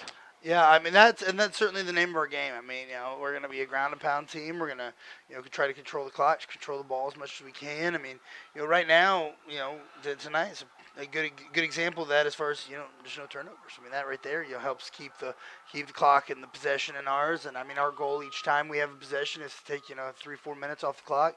I mean, after a little while, that starts to wear you down defensively. Yeah, really does. You played without your kicker tonight, and fortunately that didn't come back to haunt you in any way. But hopefully he gets feeling better and gets back. Yeah. Because that's part of field position too. 100%. And you know what though? Here's the thing. So I'll credit the kids to this because Eric Chavez says I'm coming to school today because I'm here and I'm part of my team and I need to be here. Well, he's not feeling good. Clear as day. Doesn't feel good. He falls asleep in my first period class. Out cold. Sleeping. I mean, just out. So I said, hey, man, just go home. Like, we're okay. We'll be all right. We'll make it work without you. You're okay. Just go home. Go get rest. So he says, okay. So he goes home. The kids go, okay, coach, what do we got to do? Well, this kid's going to have to play this position. This kid's going to have to do this. And we don't have a kicker right now. And they go, okay. So after school's out, they come out here, and they're having a kicking competition before school to try to figure out who's going to be the kicker and try to who's going to do this and who's going to do that. And, I mean, that right there is awesome. I mean, that right there is just, that's testament to these kids saying, hey, somebody needs to step up. Here we are. We're going to step up. And so I think it's starting to be infectious, which is great. Well, I'm going to say you probably would love to have him back because you're not really deep in the kicking situation. Yeah, without question. I mean that he is. Well, and he's kicked for the last 3 years. I mean, he's a good kicker. He's kicked in a lot of big moments. He's kicked in a lot of big games, and so it's it's important to have him. And obviously, hopefully he's healthy tomorrow, and we'll have him back on Monday and ready to roll. Big game on the horizon. Nevada's out there. But Nevada's a team that in week 4 lost to McDonald County 27-26. So, obviously it's going to be a tough game. 100%. Okay, going up there. But what you did tonight, I think, is you sent some shockwaves across the Big 8 and the district. You really messed things up. So, good for you for messing things up. We're trying to become a problem for everybody. So I don't know what the district seeds are going to look like going into tomorrow, but I'm glad you messed things up. Yeah, me too. Me too. And big win tonight. And I know a lot of things to get prepared for next week. But your team, like I said, when you and I sat down tonight, we started this. I don't know what you fed these guys, but they're a different group than they were before. And that energy, that momentum, this is such a game of momentum. 100%. And somewhere second half of last week you found it and you rolled into this week and maintained it. And, that gives you a fighting chance in any game. Absolutely. And that's what we tell our kids. If you play hard, you give yourself a chance to, see what happens. And tonight, you saw what happened. Well, last week you got your first win at Monett. Tonight you have your first winning streak at Monett, 2 in a row. And we wish you well heading into Nevada and beyond. So congratulations on this big win. Enjoy this one. I appreciate it very much. Thanks, Coach. Thank you, guys. We're going to slip away here from more of our sponsors. Be back after this.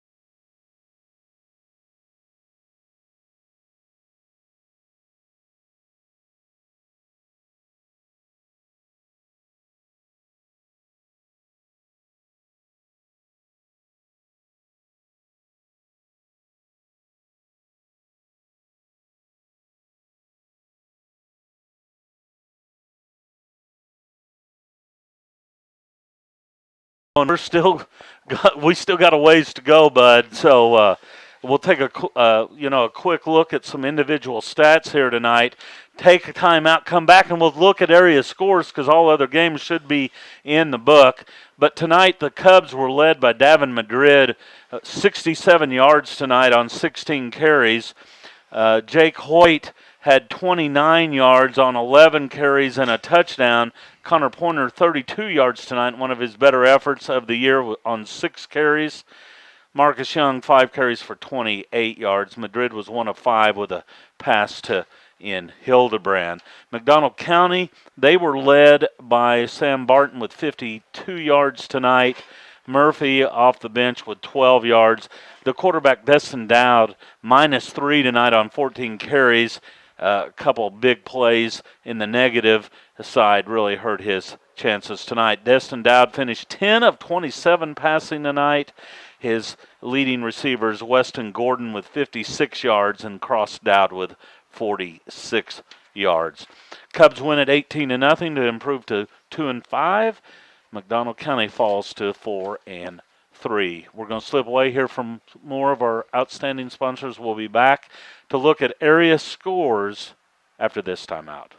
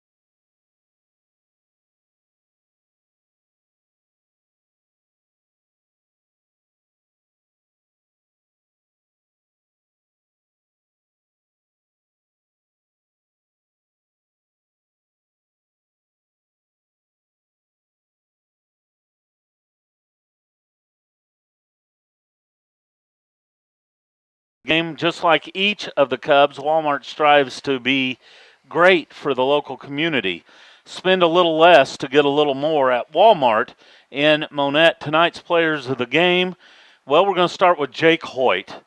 Okay, Jake Hoyt, a touchdown run on offense, a scoop and score on defense, part of the defensive back field as well, played very well on defense. But let's go ahead and just group the defensive backs as players of the game, Ryan. Yeah, they're all going to get it because of how they played. You had 2 interceptions come from the defensive backfield. Marcus Young had that was a clutch interception. McDonald County had some momentum building for him. It was in the third quarter, so the game's still in question. That's still a winnable game for McDonald County. 3 scores with their style of offense, they can do that. And Marcus Young came up with a huge play to intercept it to kill their drive in the end zone.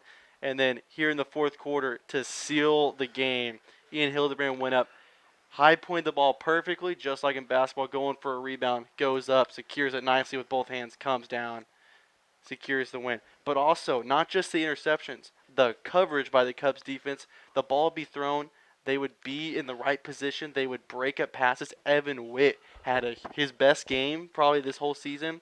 He was always in the right spot. He wasn't letting his man get behind him.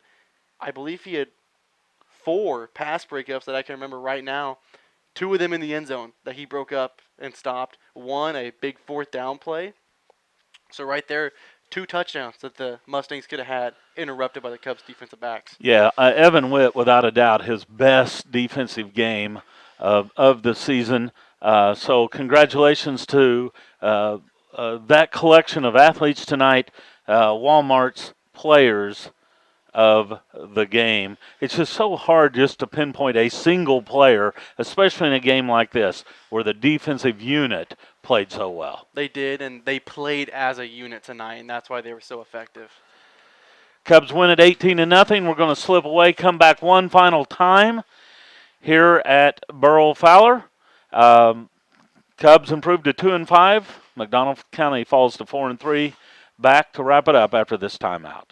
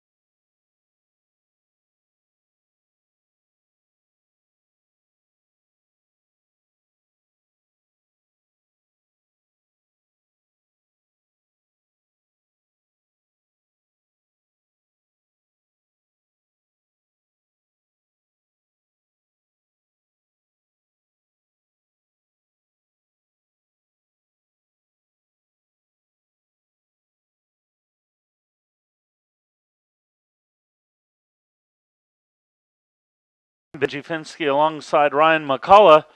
Cubs improved to 2-5 with an 18-0 victory. Other scores from around the area, Ryan, we've pulled up the same scores here. Yep. The Carthage squad, number 1 ranked team in the state, defeats Webb City 28-14 in what was a good game. And check out that Lebanon score.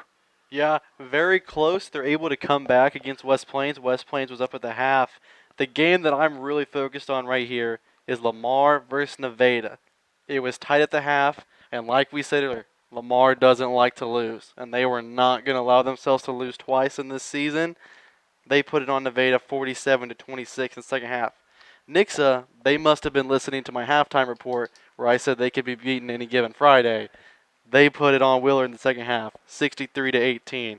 Played with a chip on their shoulder from the score. Seneca, all Indians against East Newton, 56-7. In smaller school play, Marionville beats Turcoxie 44-6. Surprise there, Marionville rolling. Camdenton all over Hillcrest. Joplin defeats Carl Junction. In other area scores, Republic beats Branson by 12. Neosho big over Ozark. Kickapoo wins by 4 scores. Reed Springs all over Aurora. Marshfield handles Rogersville easily, 34-7. Mount Vernon 37-7 over Hollister. Cassville shuts out Catholic 45-zip. Congratulations to Forsyth. They're 6-1, the Panthers, and they have clinched the Mid-Lakes Conference. It's their first conference title in program history. That's pretty cool. They've risen up and have had a great season this year. And as we go down, I believe we've hit all of the Big 8 scores. So a lot of big scores, but this game, I'm telling you what, this district got messed up tonight. This district and this conference as a whole, both of them the Cubs are in, and it's just a mess right now. You kind of have 2 teams in West Plains that's going to kind of take control of the number 1 seed in the district. Conference-wise, Seneca's kind of made themselves the undefeated team. Something's going to happen if Lamar wants to win. Seneca would have to drop their next 2 games. That's not likely to happen. But behind them, you have a really good Lamar team. You have a good Nevada team, but they lost to the Matt County. They've lost to Lamar. The Cubs travel to Nevada next week. That's looking like a really good game now. Yeah, it should be a lot of fun for sure. Well, thanks for a long night. We really need to probably get off the air at this point as we zoom past the 10 o'clock hour. Oh, yeah, at Marshfield, we were still playing. Yeah, absolutely. As we come to the end of tonight's broadcast, I'd like to thank all of the fine people here at Monett for their help and hospitalities. A special thanks also to our great sponsors who make this broadcast possible. Please get out there and support these wonderful sponsors of Cubs football. And finally, a big thank you to all our listeners who hang with us each and every Friday. I hope you enjoy listening to us as much as we do sending out the game to you each and every Friday night. Just a reminder that our next football broadcast will be coming your way next Friday evening as the Cubs will head to Nevada. Pregame is set to begin around 6:25 with kickoff scheduled at 7 p.m. Once again, our final score from Burl Fowler tonight. The Monett Cubs win at 18-0 over the McDonald County Mustangs. For my broadcast partner, Ryan McCullough, and our producer engineer, Erwin Perez, this is Benji Finsky saying thanks for following the Cubs, and good night from Monett.